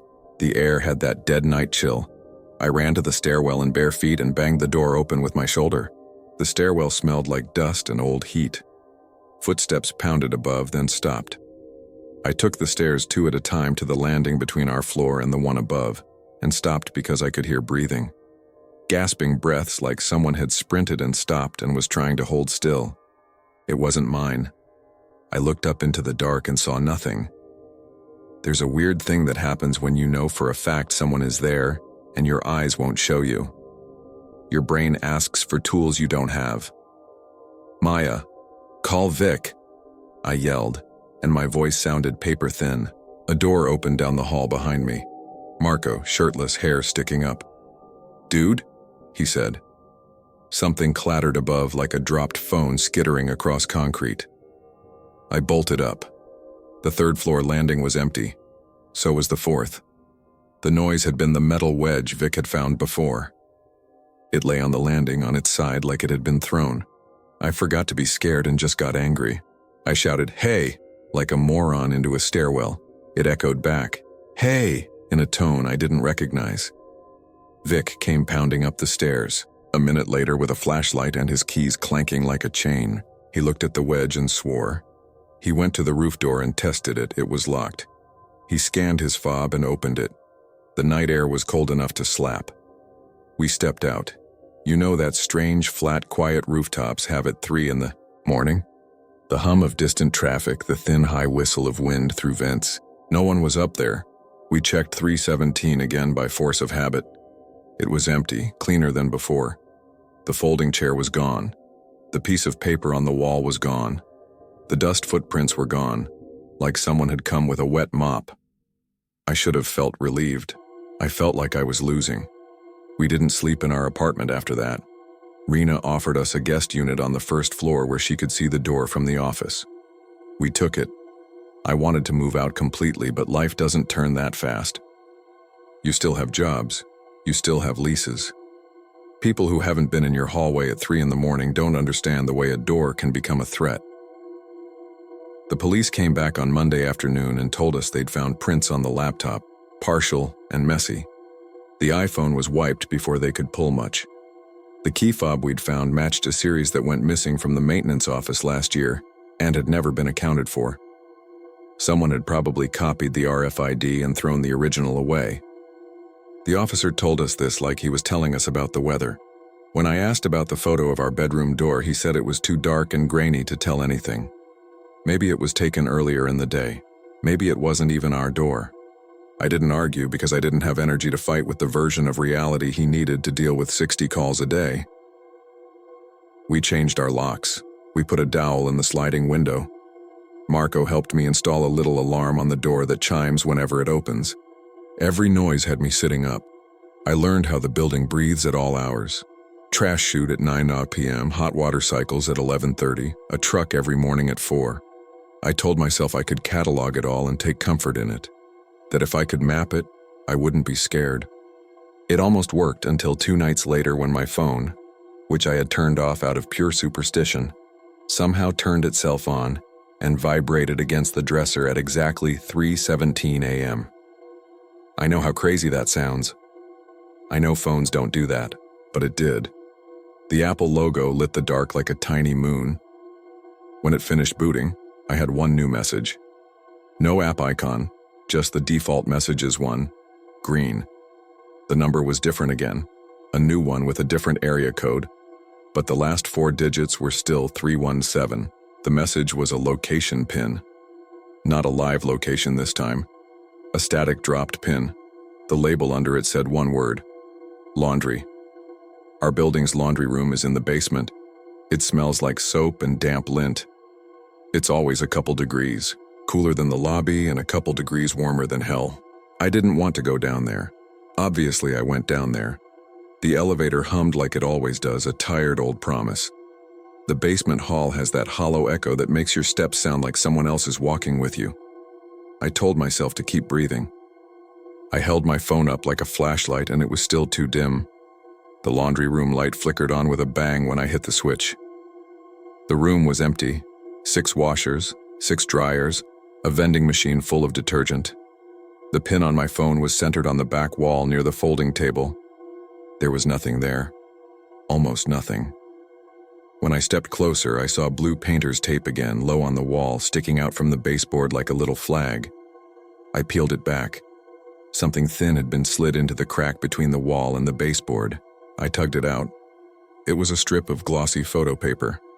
Not a full photo, a skinny cut piece like someone had fed a picture into a paper cutter and taken one slice. The strip showed a sliver of our bedroom again, just enough to see the edge of the dresser and the corner where the baseboard meets the wall, and something else. A hand. Not mine. Not Maya's. Small, jagged fingernails. The hand rested flat on the floorboards just inside the door, like someone had lain there for a long time waiting, and took photos through the crack. I put the photo, stripped back into the wall, pressed the tape flat and backed away. Not because that was smart, because I didn't know what else to do, and the animal part of my brain didn't want to disturb the ritual any more than I already had. We moved out Friday. Rena didn't argue. She let us break the lease without a fight. She made it sound like she was doing us a favor, but I think she wanted to not have to see our faces in the lobby. Moving trucks at dawn, friends carrying boxes, Marco hugging us in the parking lot like we were going off to war, Vic taking my key and nodding once. I left him the door wedge because it felt like it meant something to him. He laughed and tucked it into his jacket.